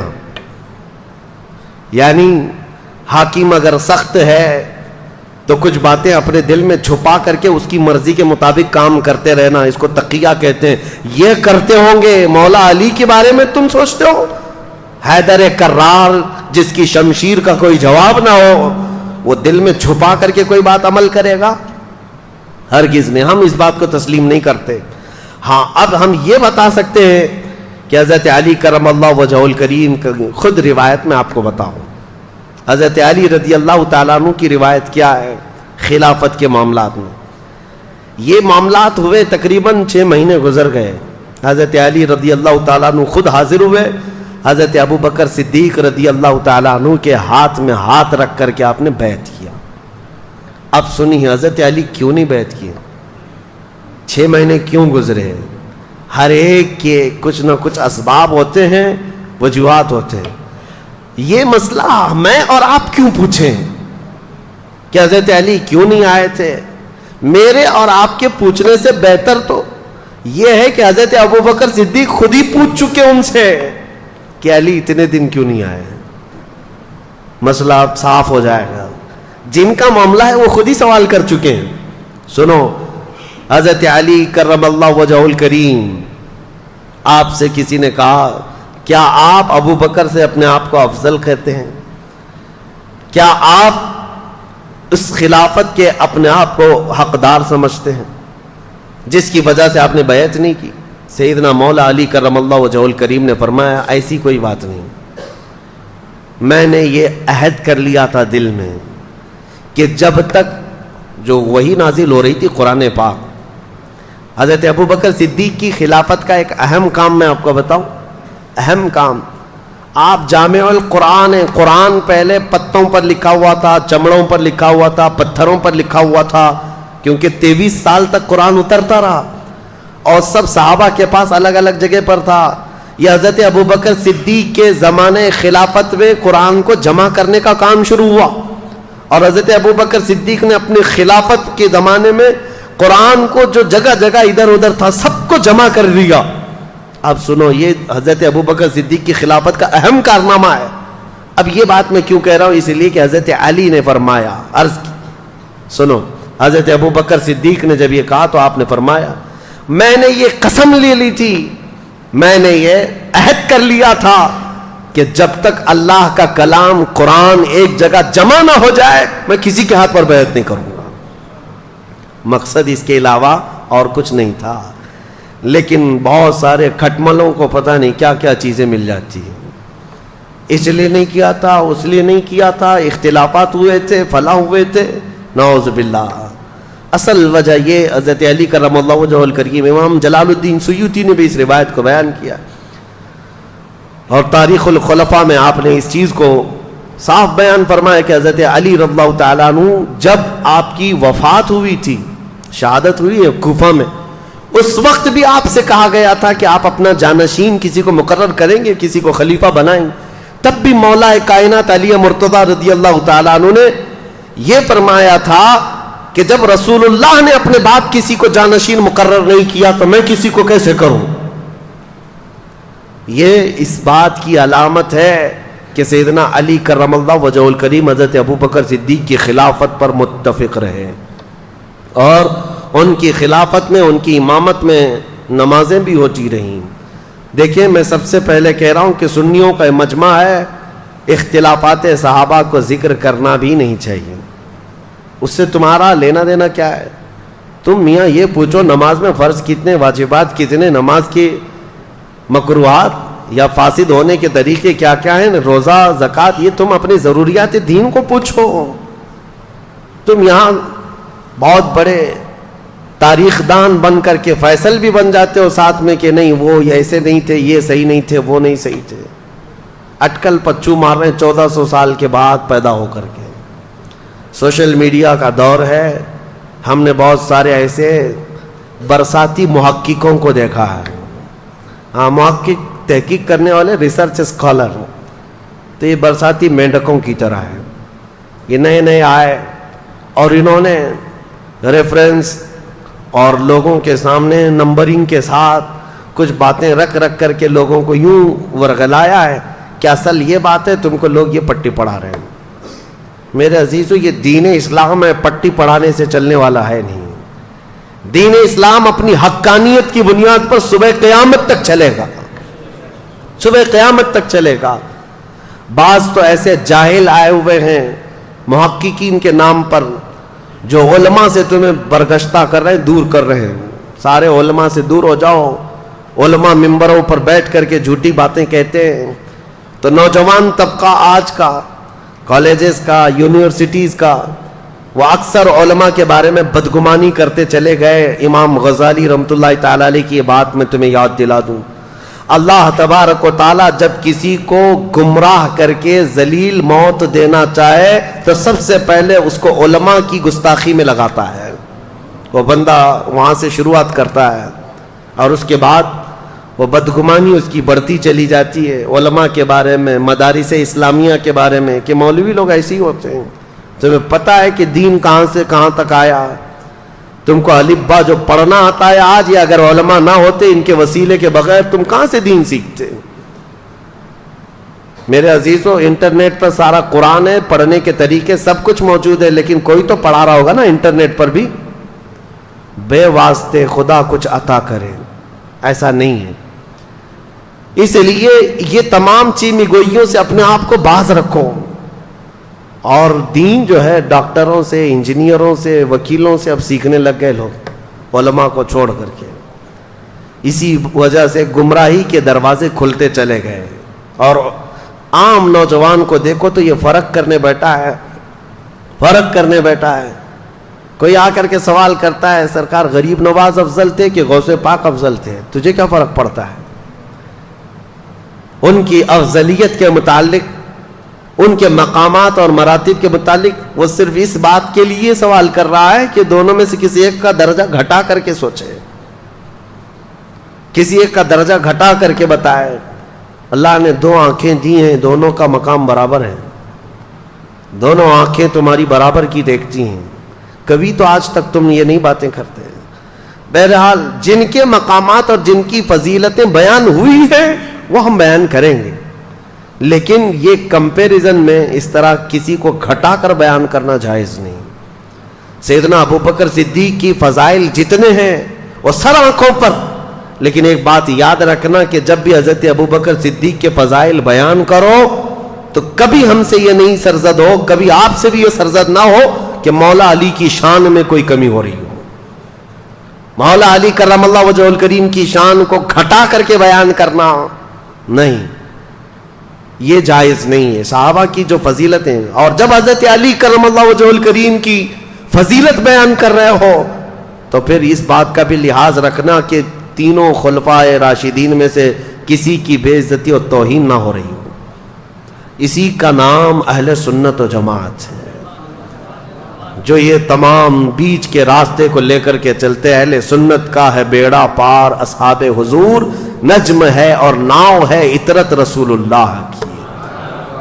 ہم صحابہ کی بھی افضلیت کے قائل ہیں اور اہل بیت کے ادب کے بھی ہم قائل ہیں۔ ہم دونوں میں سے کسی کو بھی ٹرول نہیں کرتے، کسی کی مذمت نہیں کرتے، یا کسی کی تنقیص یا ادنا سی گستاخی نہیں کرتے ہیں۔ ایک جماعت ہے وہابیوں کی جو اہل بیت کی گستاخ ہو جاتی ہے، وہ ان کے اندر، آج ہی میں پڑھ رہا تھا ایک صاحب نے تاریخ لکھی ہے اور جگہ جگہ انہوں نے یزید کو رضی اللہ عنہ لکھا ہے، صرف اس دشمنی میں اہل بیت کی ہے۔ اور ایک جماعت ایسی ہے جو سارے صحابہ کو گالیاں دیتی ہے اہل بیت کی محبت میں۔ دونوں صحیح نہیں ہے، دونوں صحیح نہیں ہے۔ صحیح مذہب و مسلک وہی ہے جو درمیانی اہل سنت و جماعت کا۔ صحابہ رسول اللہ کے آسمان ہدایت کے تارے ہیں، اور رسول اللہ کے گھر والے اہل بیت نوح علیہ السلام کی کشتی کی مانند ہے۔ میرے آقا نے فرمایا جو اس کشتی میں سوار ہو گیا وہ نجات پا گیا، جو اس کشتی سے دور ہوا وہ ہلاک ہو گیا۔ ہمارے لیے کشتی بھی ضروری ہے، ہمارے لیے آسمان ہدایت کے تارے بھی ضروری ہیں، یہ دونوں کے ساتھ ہیں۔ اب حضرت ابوبکر صدیق کی خلافت کا دور شروع ہوا۔ پہلا دن تھا، حضرت ابوبکر صدیق نے اعلان فرما دیا اب مسجد نبوی کا پہلا خطبہ خلافت کے بعد کا سنو توجہ سے. سیدنا ابو بکر صدیق رضی اللہ تعالیٰ عنہ فرماتے ہیں اے مسلمانوں اللہ سے ڈرو, کمزوروں پر ظلم نہ کرو اور نہ حق کسی کے ساتھ ظلم کا یا زیادتی کا معاملہ کبھی ہونے نہ پائے. اور یہ خطبے میں آپ نے فرمایا سب کے سب اس بات پر گواہ رہو کہ اگر بال برابر بھی میں رسول اللہ صلی اللہ تعالی علیہ وسلم کے طریقے سے ہٹ کر کے کوئی کام کرتا ہوا نظر آ جاؤں تو تم لوگ اپنی تلواروں سے مجھے سیدھا کر دینا. یہ وقت کا خلیفہ کہہ رہا ہے. حضرت ابو بکر صدیق نے فرمایا اگر میں بال برابر بھی ہٹ جاؤں تو تم اپنی تلواروں سے مجھے سیدھا کر دینا, اور اگر رسول اللہ صلی اللہ تعالی علیہ وسلم کے بتائے ہوئے راستے پر ہی چل رہا ہوں تو تم میری بات کو قبول کر لینا. اور اس کے بعد مسجد نبوی شریف امامت کے لیے آگے بڑھتے ہیں. عزیزان گرامی وقار, آج بھی وہ مصلی امامت موجود ہے جہاں میرے آقا نے امامت فرمائی, وہ مسجد نبوی کا شروع کا حصہ. نبی پاک صلی اللہ تعالی علیہ وسلم کا جو محراب ہے نا آج بھی وہ مدینے میں ہے, مسجد نبوی میں وہ محراب ویسے ہی ہے. حضرت ابو بکر صدیق جیسے ہی آئے اس محراب کو آپ نے کیا کر دیا, بند کر دیا. جہاں رسول کریم صلی اللہ علیہ وسلم, جیسے یہ محراب ہے, اس محراب کو بند کر کے آپ نے دیوار چندی, ایک دیوار بنائی اور پیچھے آ گئے مصلی لے کر, پیچھے کی طرف آ گئے. لوگوں نے کہا وہ رسول اللہ کا محراب, رسول کریم صلی اللہ تعالی علیہ وسلم کا محراب ہے, آپ نے وہاں پر دیوار لگا دی اور آپ پیچھے مصلی لے کر کے آ گئے. اللہ اکبر, کمال عشق دیکھو. کہتے ہیں میں نہیں چاہتا کہ جہاں رسول اللہ کے قدم ہو میرے قدم ہو, بلکہ میں نے مصلی پیچھے اس لیے ہٹا لیا کہ جب میں سجدے میں جاؤں تو میرا سر وہاں ہو جہاں رسول اللہ کے قدم تھے. بخدا خدا کا یہی ہے در, نہیں اور کوئی مفر مکر, جو وہاں سے ہو یہیں آ کے ہو, جو یہاں نہیں تو وہاں نہیں. اعلیٰ حضرت نے جو فرمایا, حضرت ابو بکر صدیق نے کہا کہ میرا سر وہاں لگے جہاں رسول اللہ کے قدم لگتے تھے, کیونکہ حضور پیچھے کھڑے ہوتے اور پیشانی حضور کی محراب کے اندر ہوتی.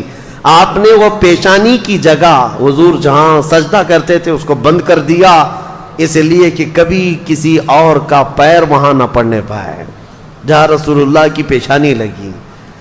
یہ خلافت کا دور شروع ہوا تو آپ نے اعلان فرمایا اے لوگوں, صدیق اکبر رضی اللہ تعالیٰ عنہ فرماتے ہیں کہ اے لوگوں دیکھو مدینہ طیبہ میں آج جو حالات پیدا ہو چکے ہیں ان سب کے لیے فوری طور پر کوئی تدبیر اختیار کرنا ضروری ہے. کیا کیا حالات تھے, چیلنجز میں آپ کے سامنے رکھتا ہوں, آپ خود محسوس کر لیں گے کتنا ڈیفیکلٹ تھا ڈیسیزن لینا. زکوٰۃ کے منکرین پیدا ہو گئے, وہ بھی سینکڑوں کی تعداد میں, کہتے ہیں زکوٰۃ ہم نہیں دیں گے.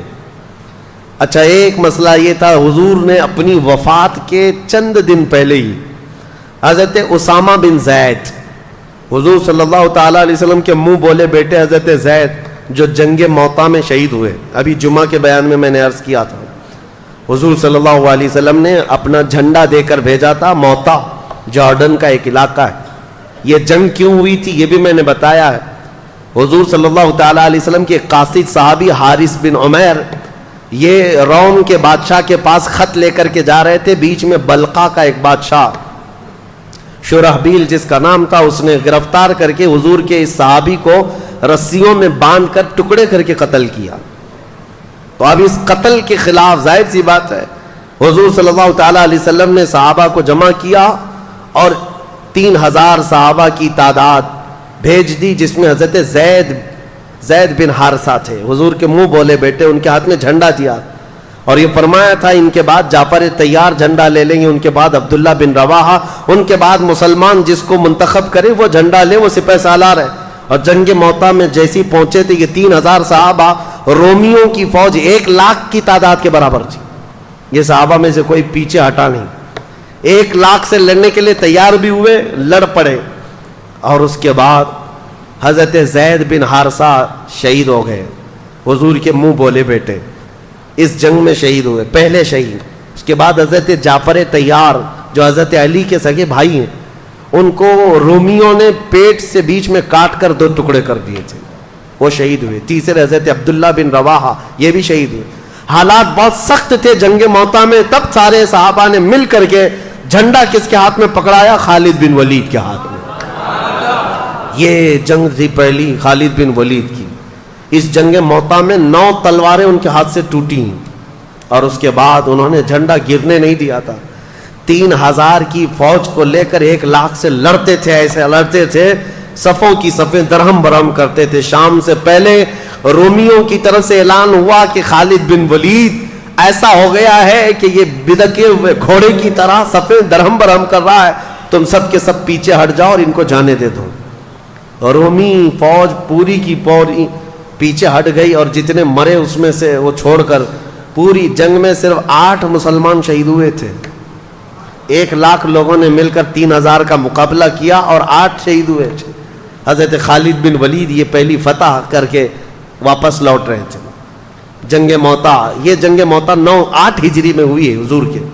اس جنگ میں جو شہید ہوئے حضرت زید, ان کا غم تھا حضور کو. ان کے بیٹے اسامہ 19 سال کے جوان تھے. حضور صلی اللہ تعالی علیہ وسلم نے حضرت اسامہ کو سپہ سالار بنایا اور کہا رومیوں کو پھر سے ادھیڑنے کے لیے, ان کو اکھیڑنے کے لیے ایک فوج بھیجی جس میں 10,000 صحابہ جمع تھے. حضرت اسامہ بن زید کو مدینے سے روانہ کر دیا. اسامہ بن زید مدینے سے نکلے ہی تھے کہ حضور کی وفات ہو گئی. حضور کی وفات ہوتی اسامہ بن زید اور یہ پوری فوج ظاہر سی بات ہے مدینے واپس آ گئی. اب مسئلہ یہ تھا کہ حضور کی وفات کے بعد خلافت بھی قائم ہو گئی, حضرت ابوبکر خلیفہ بن گئے. اب کیا کرنا ہے؟ اب مسئلے ایسے تھے کہ ایک طرف مسیلمہ کذاب جھوٹا نبی بننے کا اعلان کر چکا ہے. اسود انسی ایک اور شخص ہے جو نبوت کا دعویٰ کیا. طلحہ بن خویلد ایک ایسا شخص ہے وہ بھی نبوت کا دعویٰ کر بیٹھا ہے. 3 بڑے بڑے دجال ظاہر ہوئے ہیں. ایک طرف زکوٰۃ نہ دینے کی ایک جماعت پیدا ہو گئی, مرتد ہو گئے, اور ایک طرف اسامہ بن زید کی یہ 10,000 کی فوج جو روم جا رہی تھی لڑنے کے لیے. کیا کیا فیصلے لینے ہیں؟ حضرت ابوبکر صدیق اٹھتے ہیں, سیدھے اسامہ بن زید کو کہتے ہیں جو فوج تمہارے ساتھ جانے والی تھی سب کو تیار کرو. اور اس کے بعد اسامہ بن زید کو گھوڑے پر بٹھایا. یہ فوج وہیں جائے گی جہاں رسول اللہ نے بھیجا تھا.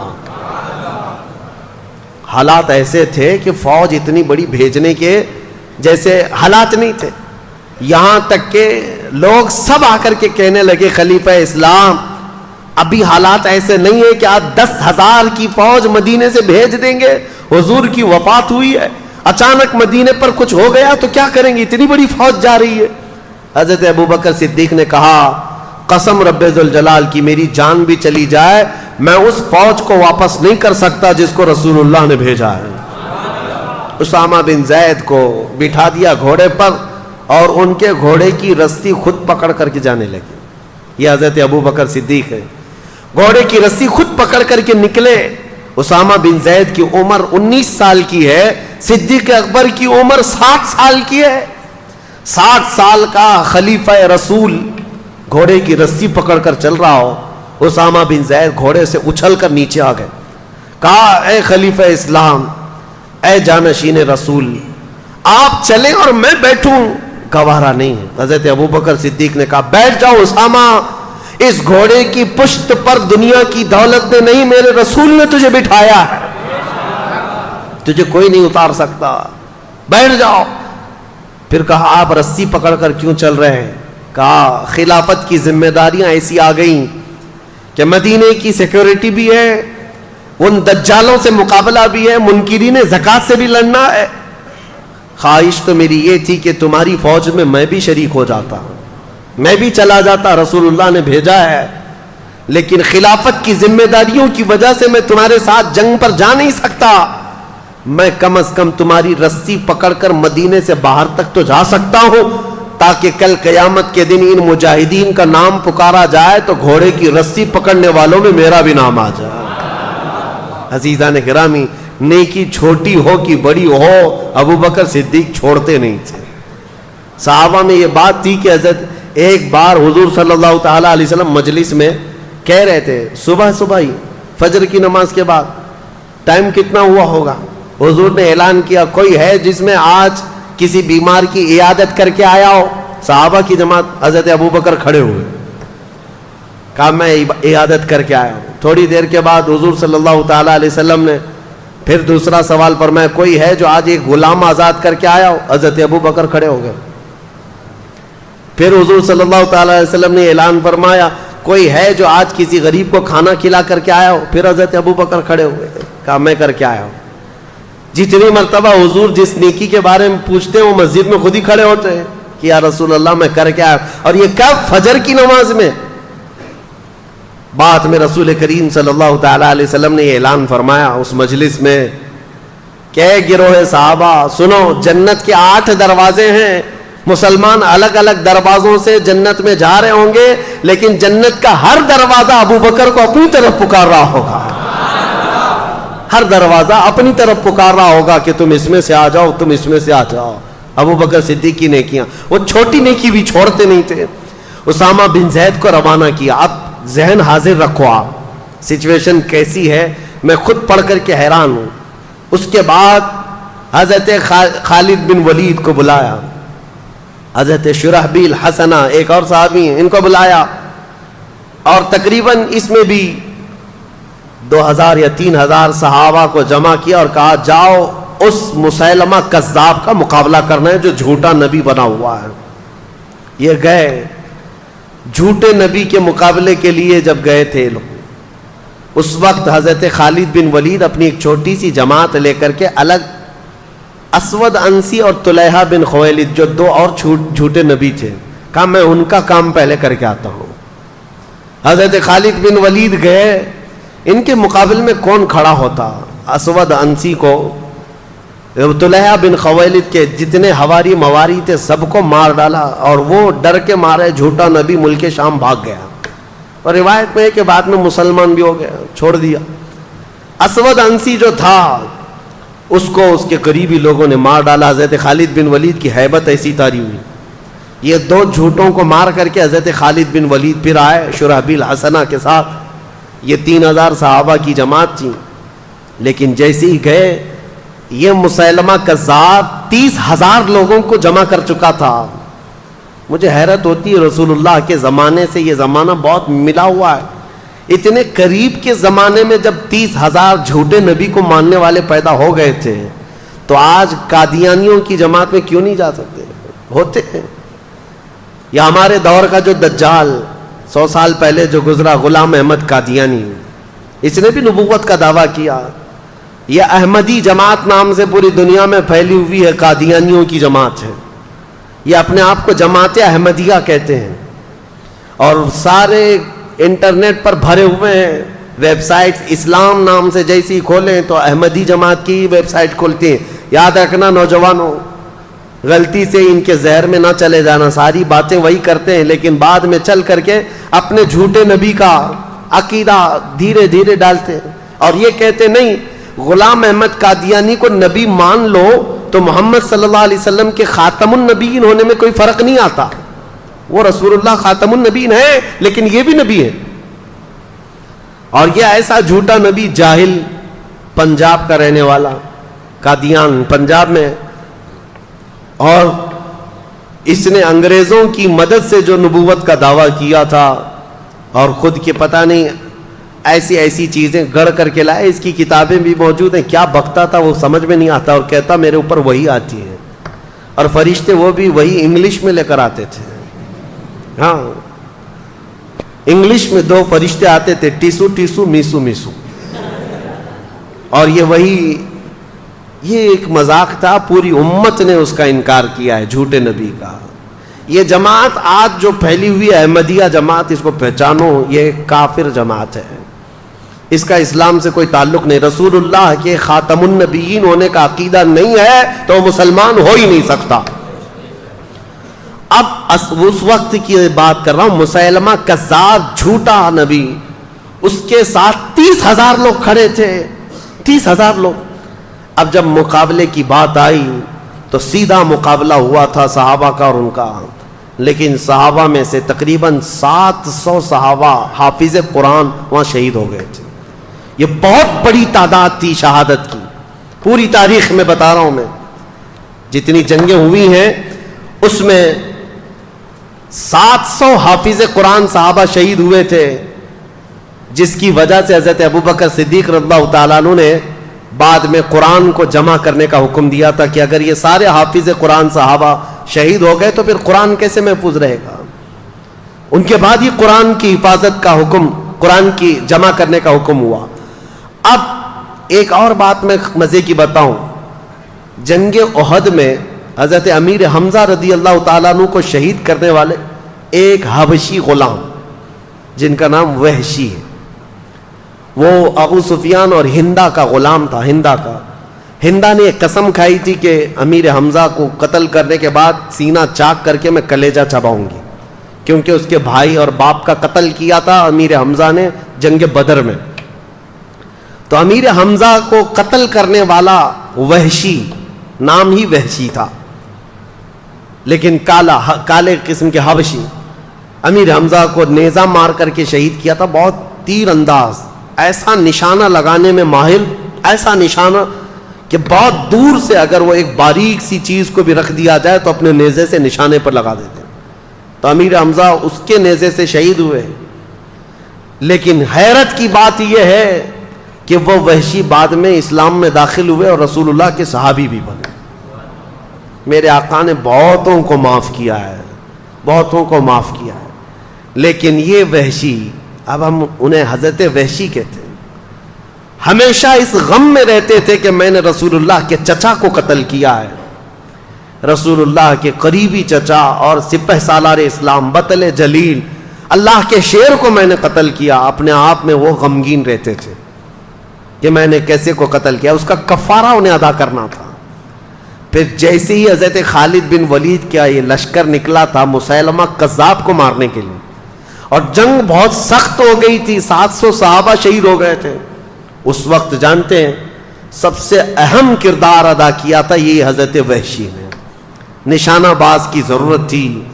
مسیلمہ کذاب چھپ چھپ کر کے بیٹھتا تھا، اس کے اطراف لوگوں کی بھیڑ ہوتی، چھپتا تھا.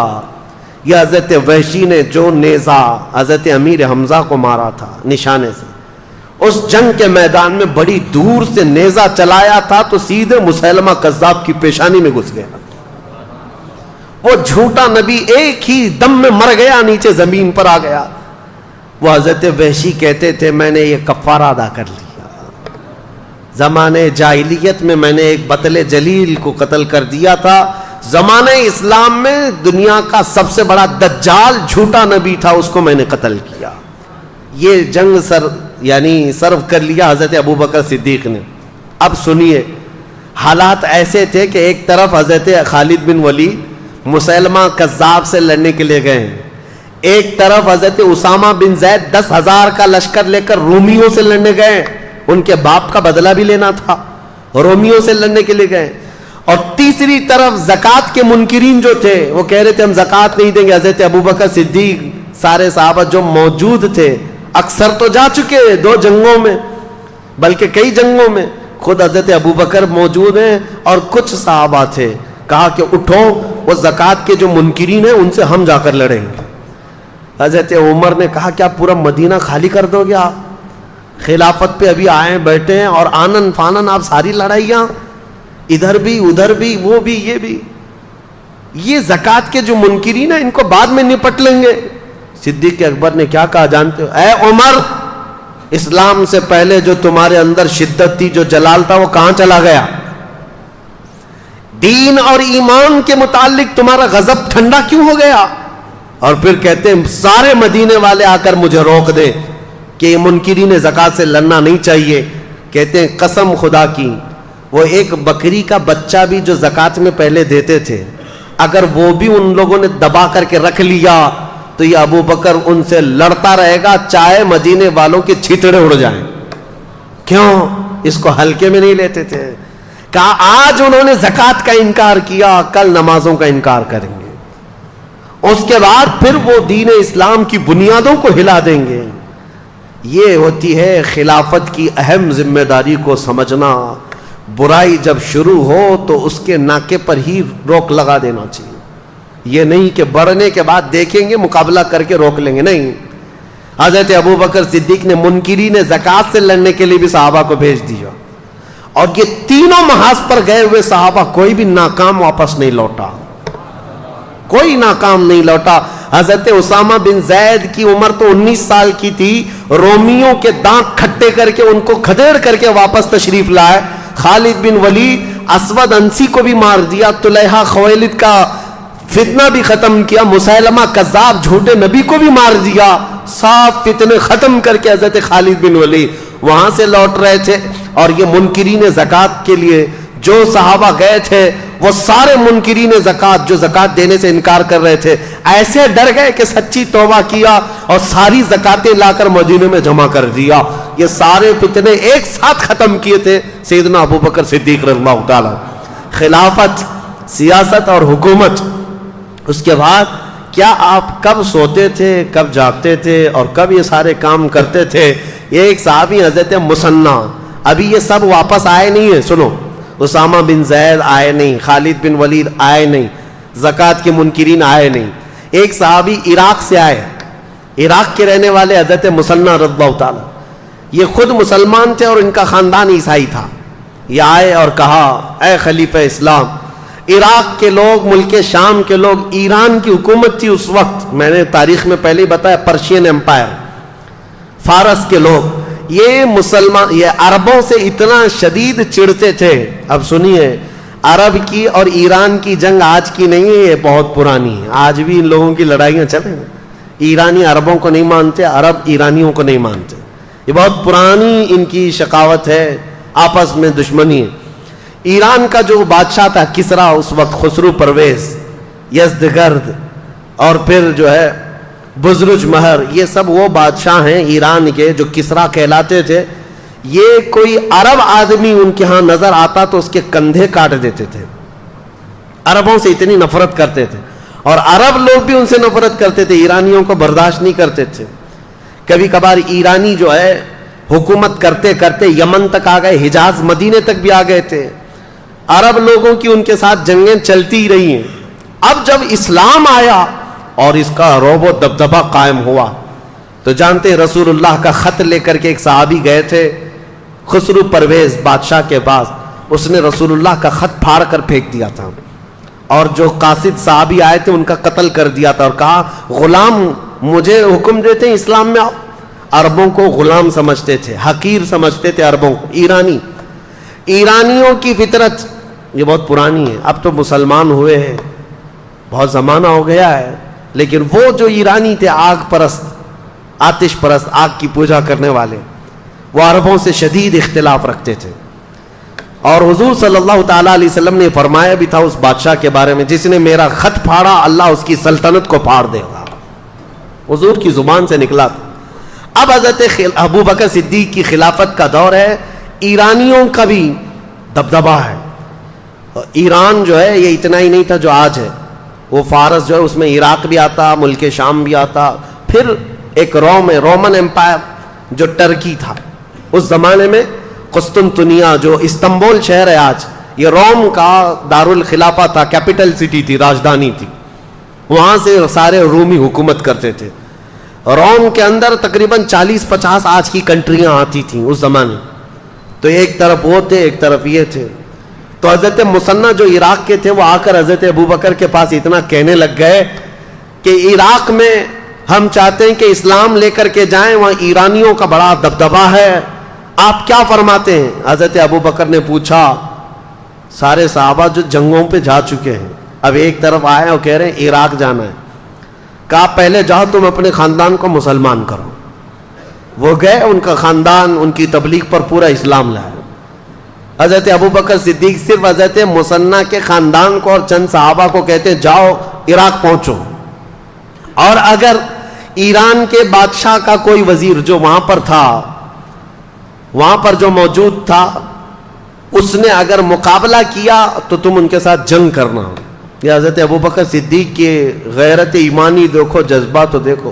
ایک خاندان اور تھوڑے صحابہ کو ایران جیسی حکومت کے کسی وزیر سے لڑنے کے لیے بھیج دیے. اور وہ صحابی بھی ہیں، ایسا نہیں کہہ رہے ہیں کہاں بھیج رہے ہیں آپ، وہ بھی ایمان کامل کے ساتھ چل پڑے. بیچ راستے میں تھے حضرت خالد بن ولید، یہ مسیلمہ کذاب کو قتل کر کے آ رہے تھے. حضرت ابوبکر نے یہیں سے خط لکھ دیا خالد بن ولید کو کہ مدینے مت آنا، جتنے صحابہ تمہارے ساتھ بچے ہیں ان سب کو لے کر کے عراق کی فتح کرنے چلے جانا. مدینے آنے تک بھی نہیں دیا. حضرت خالد بن ولید خط کو چومتے ہیں اور وہیں سے عراق چل پڑتے ہیں. ان میں سے کوئی ایک نے بھی یہ نہیں کہا گھر جائیں گے آرام کریں گے. حضرت خالد بن ولید اپنے صحابہ جتنے تھے بچے ہوئے ان کو لے کر حضرت مثنہ کے ساتھ جمع ہو گئے اور عراق کی طرف چل پڑے. اللہ اکبر. میں اب یہ ساری چیزیں بیان بھی نہیں کر پاؤں گا، اتنی فتوحات حضرت خالد بن ولید کی ہیں، نام یاد نہیں رہ جاتے. جاتے ساتھ آپ نے عراق کی سرحد پر داخلہ کیا اور جو وہاں کا باج گزار تھا، جو بادشاہ بنا ہوا عراق کا تھا، وہ ایران کا باج گزار، ایران کا وزیر تھا، وہ بھی کٹر آتش پرست. اس کو سیدھے حضرت خالد بن ولید نے یہ پیغام بھیجا اسلام لاؤ، امن کے ساتھ رہو، یا تو پھر ہمیں ٹیکس دو یا ہماری حکومت کو تسلیم کرو یا ہمارے ساتھ جنگ کرو، اس لیے کہ تم نے ہمارے عربوں کو بہت مارا ہے، مسلمانوں کو بہت مارتے ہو. جیسے حضرت خالد بن ولید کا یہ خط پہنچا تو عراق کا جو باج گزار تھا وہ حیرت میں آیا، کہا مسلمانوں کی اتنی ہمت کہ یہاں تک آ گئے. اور اس نے ایران کے بادشاہ کو خط لکھ کر کے بھیجا کہ ایک لشکر آیا ہے مسلمانوں کا. خط تو بھیجا لیکن خود اپنی فوج لے کر لڑنے کے لیے آ گیا دریائے فرات کے قریب. اور حضرت خالد بن ولید نے اپنے صحابہ کو اتارا میدان میں. 2 دن کی جنگ چلی تھی کہ اس وزیر کو ہی قتل کر ڈالا. علاقہ پورا پرچم اسلام سے لہرایا. یہ پہلا دخول تھا حضرت خالد بن ولید کا عراق میں. عراق اور اس کے بعد جیسے جیسے آگے گزرتے گئے، خسرو پرویز جو بادشاہ تھا ایران کا، اسے خبر ملی کہ عراق میں لوگ داخل ہو گئے، میرے وزیر کو مار بھی ڈالا. تو اپنے 2 مشہور وزیروں کو اس نے طلب کیا جن کو اس زمانے کی آگ کہا جاتا تھا. ان کے ساتھ اس خسرو پرویز نے 1 لاکھ کی فوج دے کر بھیجا کہ یہ خالد بن ولید کا معرکہ سر کراؤ. اب یہاں حضرت خالد بن ولید کے انٹرنس کو روکنے کے لیے ایران کی بہت بڑی فوج آئی تھی. حضرت خالد بن ولید صرف طاقت اور یہ تلوار کے جوہر سے نہیں، اپنی حکمت سے جیتتے تھے. وہ ایسی حکمت اپناتے تھے جنگوں میں، صحابہ کی ٹکڑیاں کہاں چھپاتے کسی کو پتہ بھی نہیں چلتا. ہر ایک کو تازہ دم میدان میں اتارتے تھے، ہر ایک کو جوہر کے ساتھ اتارتے. اور جو 2 آئے تھے یزدگرد ان کا کچھ نام تھا، یہ جو ایران کے بادشاہ کے، ان کا مقابلہ دریائے فرات پر حضرت خالد بن ولید نے ایسا کیا کہ ان میں سے ایک کو قتل کیا اور ایک کو وزیر کے بادشاہ کے پاس بھاگنے پر مجبور کیا اور باقی فوج کو تتر بتر کر دیا. اور ایرانی فوج میں ایسی ہیبت طاری ہوئی کہ وہ بدکے ہوئے گھوڑوں کی طرح بھاگتے تھے اور کہتے تھے جنات آ گئے ہمارے ہاں، جنات آ گئے. یہ چند صحابہ کی جماعت تھی. عراق میں داخل ہوتے گئے عراق کا کافی حصہ خالی ہو گیا. تو حضرت خالد بن ولید نے حضرت قعقاع ایک صحابی ہیں ان کو عراق کا گورنر بنایا اور وہاں سے پھر نکل پڑے. کہا میں اب ملک شام بھی فتح کر کے رہوں گا. مدینے واپس نہیں آئے. اللہ اکبر. اس بطل جلیل کو لاکھوں سلام. خالد بن ولید سیف اللہ المسلول. میں سوچتا ہوں کیا ان کا گھر نہیں تھا، کیا ان کے بیوی بچے نہیں تھے، مہینوں گزارتے تھے. اور خالد بن ولید نے پورا عراق فتح کر لیا تھا. عراق فتح کر کے وہاں صحابہ کو گورنر بنایا اور واپس نکلے ملک شام کی طرف. ملک شام آئے، حمص کا علاقہ، حلب کا علاقہ جہاں رومیوں کی حکومت تھی. تو انہوں نے ایک سپر پاور سے ٹکر تو آلریڈی لے لی تھی. ایک سپر پاور پرشین امپائر تھے، ان سے تو چھیڑ چھاڑ ہو گئی تھی، ان کے ہزاروں کو مارا بھی تھا. ملک شام میں رومن امپائر کا قبضہ تھا. خالد بن ولید نے ان کو بھی چھیڑ دیا. 2 بڑی سپر پاور طاقتیں اس زمانے کی، پرشین امپائر اور رومن امپائر. اور دونوں کو چھیڑنے والا، دونوں کو اٹھانے والا اور دونوں کو کھدیڑنے والا ایک ہی صحابی خالد بن ولید. ایک ہی صحابی. ملک شام میں رومیوں کا قبضہ تھا. جیسے ہی داخل ہوئے شامی جتنے تھے ان لوگوں نے کہا کہ ان کا مقابلہ ہم عربوں سے ہی کرتے ہیں، کیونکہ شام کے رہنے والے جو ایران کے تھے وہاں کے قریب، شام اور ایران پڑوس میں، تو وہاں کا جو بادشاہ تھا اس نے کہا کہ خالد بن ولید کا مقابلہ ہماری فوج سے نہیں عربوں سے ہی کرتے ہیں، وہ اچھا جانتے ہیں، کیونکہ کچھ عرب بھی وہاں رہتے تھے اور کچھ عربوں کو خرید کر کے لائے تھے۔ ایک پوری جماعت کھڑی کر دی عربوں کو عرب سے لڑانے کے لیے۔ لوگوں نے پوچھا بھی یہ کیا کر رہے ہو؟ کہا لوہے کو لوہا کاٹتا ہے۔ اس نے یہ جملہ کہا تھا لوہے کو لوہا کاٹتا ہے، عربوں کو عرب ماریں گے، لیکن ان ظالموں کو یہ معلوم نہیں ایک طرف ہو سکتا ہے لوہا ہے، دوسری طرف اللہ کا شیر ہے، وہاں سیف اللہ المسلول ہے۔ اور عربوں کے اس قبیلے کو لا کر کھڑا کیا حضرت خالد بن ولید نے، ایک ہی دن میں ان پورے عربوں کا کام تمام کر دیا، ایک ہی دن۔ اس پورے سفر میں سیدنا خالد بن ولید نے تقریباً 26 جنگیں لڑی اور ہر جنگ میں فتح کا جھنڈا لہرایا، ہر جنگ میں۔ عراق داخل ہوئے، شام میں داخل ہوئے، حتیٰ کہ وہ آنے کو تیار نہیں تھے، خلیفہ اسلام حضرت ابو بکر کا خط آیا کہ اب تو مدینے واپس آ جاؤ، اب آ جاؤ۔ ابھی ایران فتح نہیں ہوا تھا۔ جب حضرت خالد بن ولید کو دوبارہ بلایا گیا تب وہ واپس مدینہ طیبہ تشریف لائے۔ اتنے علاقے قبضہ کر کے آئے تھے، فتح کر کے آئے تھے۔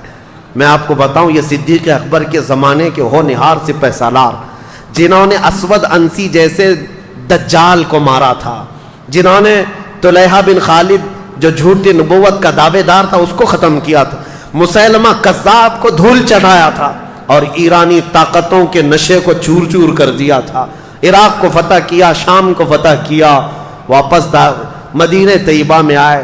خالد بن ولید رضی اللہ تعالیٰ عنہ کی حضور کے ساتھ جو زندگی گزری وہ صرف 4 سال کی ہے، صرف 4 سال کی صحبت ہے میرے آقا صلی اللہ تعالیٰ علیہ وسلم کی۔ اس 4 سال کی صحبت کا عالم یہ ہے۔ اور پھر فرماتے ہیں پوری زندگی میں انہوں نے 125 جنگیں لڑی۔ انشاءاللہ العزیز کل ان کی باقی جنگیں بھی بتاؤں گا جو حضرت عمر کے زمانے میں لڑی، حضرت عمر کا دور۔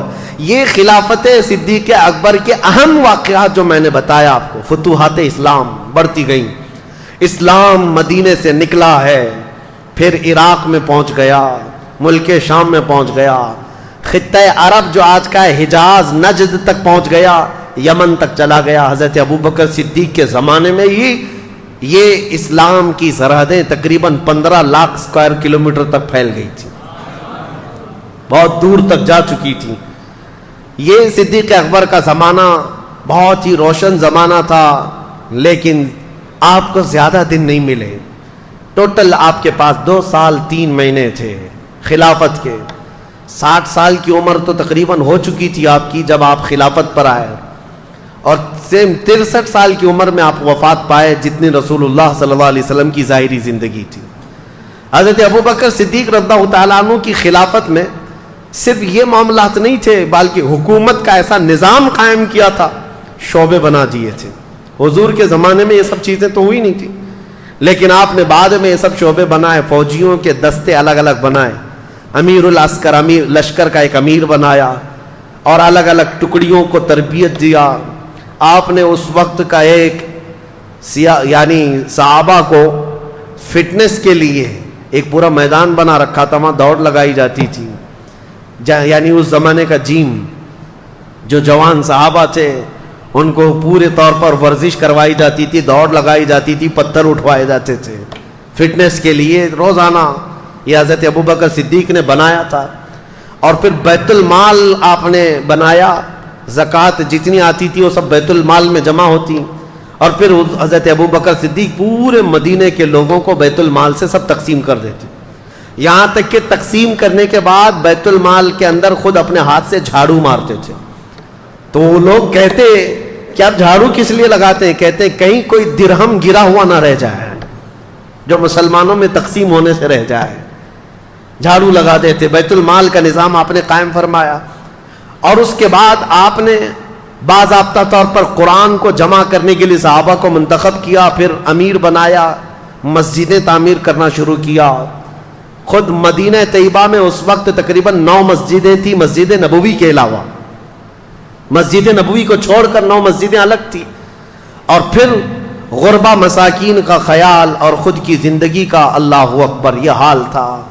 خلافت 2 سال 3 مہینے 4 دن کے قریب چلی، اور بالکل روشن خلافت جس میں سیدنا عمر فاروق، حضرت عثمان غنی، حضرت علی کرم اللہ وجہ الکریم سبوں نے حصہ لیا ہے، اور اسلام کو پورے دور دراز تک پھیلانے میں ہر صحابی نے بڑا کردار ادا کیا۔ حضرت ابو بکر نے ابی بن کعب کو امامت کے لیے مقرر کیا، قرآن سکھانے کے لیے حضور صلی اللہ علیہ وسلم نے ان کے لیے فرمایا تھا، ان کو امام بنایا گیا۔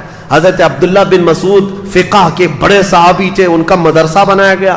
حضرت ابو ہریرہ جو حضور کی حدیثوں کے حافظ تھے، ان کو حدیثیں بیان کرنے کے لیے یہ سارے صحابہ اکرام کی جماعتیں الگ الگ تھیں، ڈپارٹمنٹ بنائے، باضابطہ حکومت کا ایک شعبہ، اسلام کی اسٹیبلشمنٹ جو ہوئی، خلافت کا دور یہاں چلا۔ خلافت جو ہے، اب لوگ یہ کہتے ہیں خلافت میں اور جمہوریت میں فرق کیا ہے؟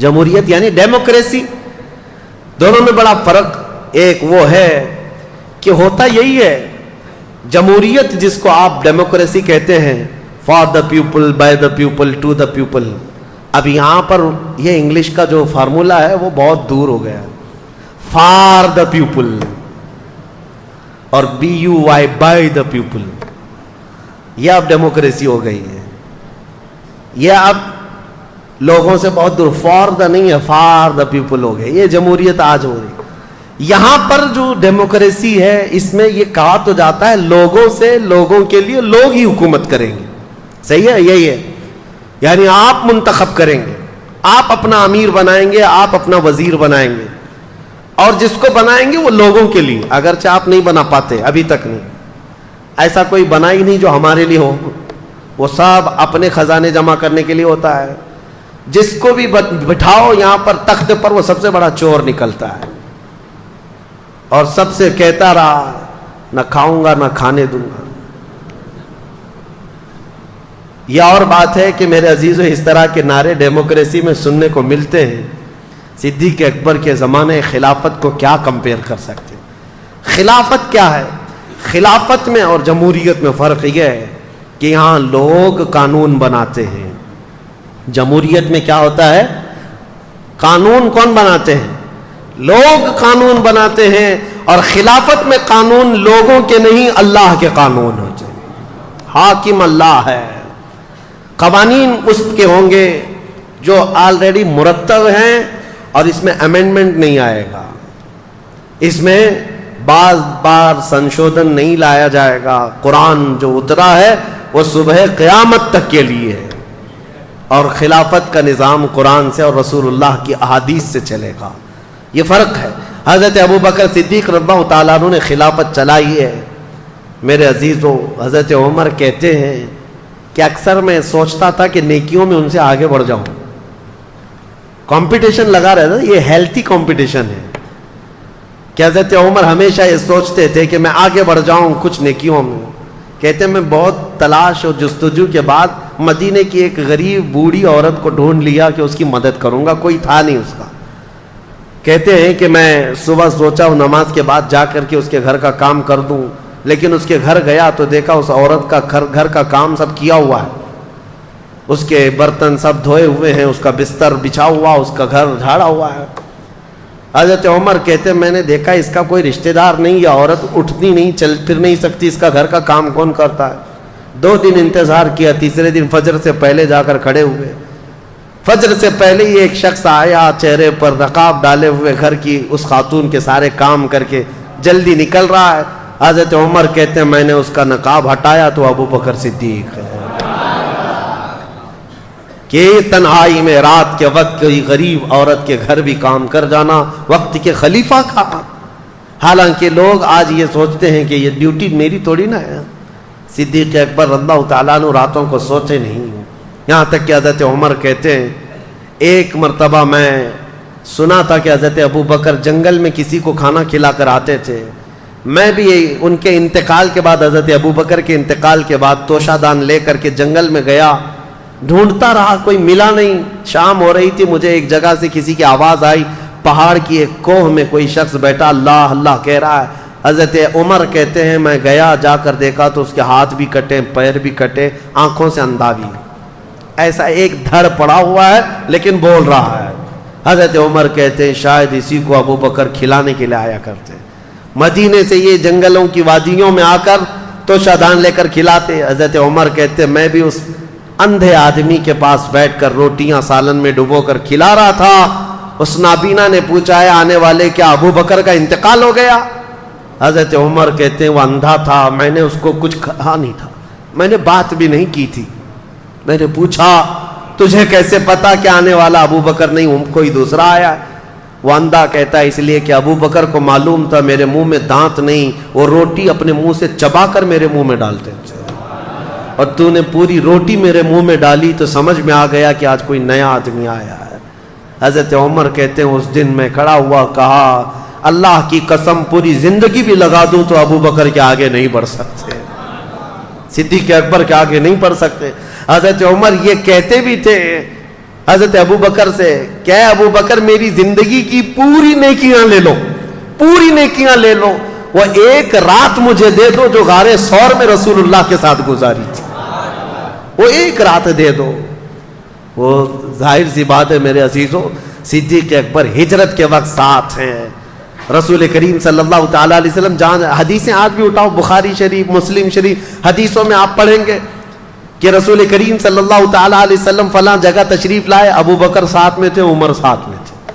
پہاڑ پر گئے احد پر, رسول اللہ اور ساتھ میں ابو بکر تھے, عمر تھے. جہاں جہاں دیکھو حدیثوں میں ابو بکر ساتھ ہے, عمر ساتھ ہے, یہ حدیثوں میں موجود ہے. اور صدیق اکبر رضی اللہ تعالیٰ عنہ کا زمانہ خلافت پورے مدینے والوں کے لیے ایسا خوشگوار زمانہ تھا. ٹھنڈیوں کے دن آئے, جاڑے کے دن تھے. صدیق اکبر رضی اللہ تعالیٰ عنہ نے ٹھنڈے پانی سے غسل کر لیا, جاڑا لگ گیا, سردی پکڑ لی.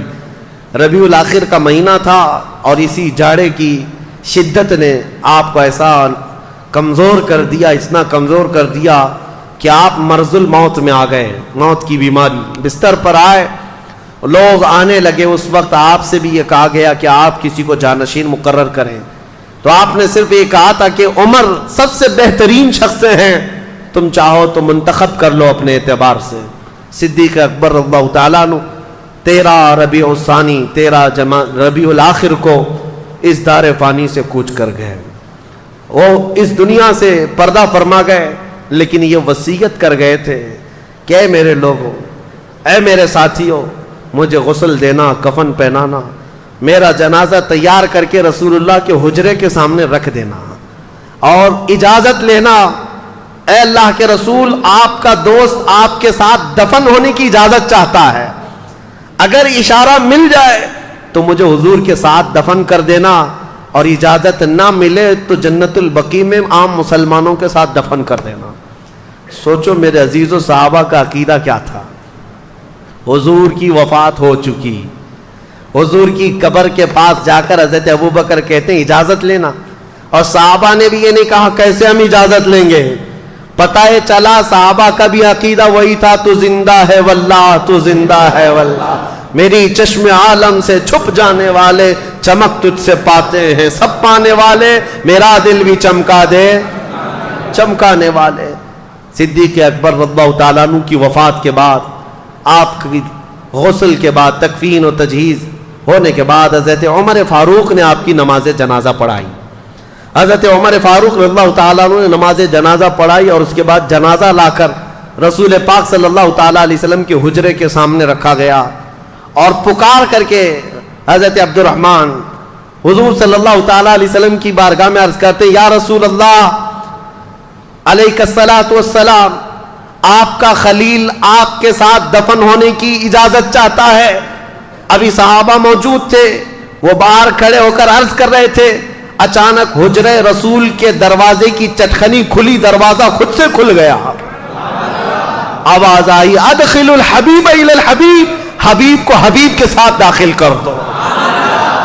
صدیق اکبر رضی اللہ تعالیٰ عنہ کو باضابطہ اندر داخل کر کے حضور کے پہلو میں, جہاں سے حضور کا شانہ شروع ہوتا ہے, قبر بنائی گئی, لحد بنائی گئی, اور صدیق اکبر رضی اللہ تعالیٰ عنہ کو اس قبر انور میں دفن کیا گیا. سلام ہو اس تربت انور پر جس نے سب سے پہلے اسلام قبول کیا, جس نے سب سے پہلے رسول اللہ کا دامن تھاما, اور ہر گھڑی ایک جنگ ایسی نہیں، ایک جہاد ایسا نہیں جس میں صدیق اکبر کبھی پیچھے رہے ہوں۔ صحابہ کہتے ہیں، حضرت علی کرم اللہ وجہہ الکریم کہتے ہیں، وہ بڑے بہادر بطل جلیل کہتے ہیں جنگ بدر میں ایسے حالات پیش آ گئے تھے کہ ہم لڑنے کو تو تیار تھے ہر کوئی، لیکن رسول اللہ کی حفاظت کا مسئلہ سب سے بڑا سخت تھا۔ سب صحابہ اس سے ڈرے ہوئے تھے کہ صحابہ میں سے کون ہے جو رسول اللہ کی حفاظت کے لیے کھڑا ہوگا، کیونکہ اگر ان کے ہوتے ہوئے حضور کی تک ایک تیر بھی پہنچ گیا تو صبح قیامت تک اس صحابی کا نام لیا جائے گا۔ ان کے ہوتے ہوئے رسول اللہ کو تیر پہنچا تھا۔ صحابہ اس ذمہ داری سے ڈرے ہوئے تھے۔ حضرت علی کرم اللہ وجہہ الکریم کہتے ہیں، بدر کے اس میدان میں سب صحابہ جہاں ڈرے تھے، سب سے پہلے آگے آنے والے حفاظت مصطفیٰ کے لیے وہ صدیق اکبر کی ذات تھی۔ کہا میں آگے رہوں گا۔ حضرت ابوبکر صدیق بدر کے میدان میں حضور کے محافظ بن کر ڈیفنس کے طور پر ایسے کھڑے تھے۔ عزیزان گرامی، یہ ایک وقت نہیں، ہجرت کا سفر یاد کرو۔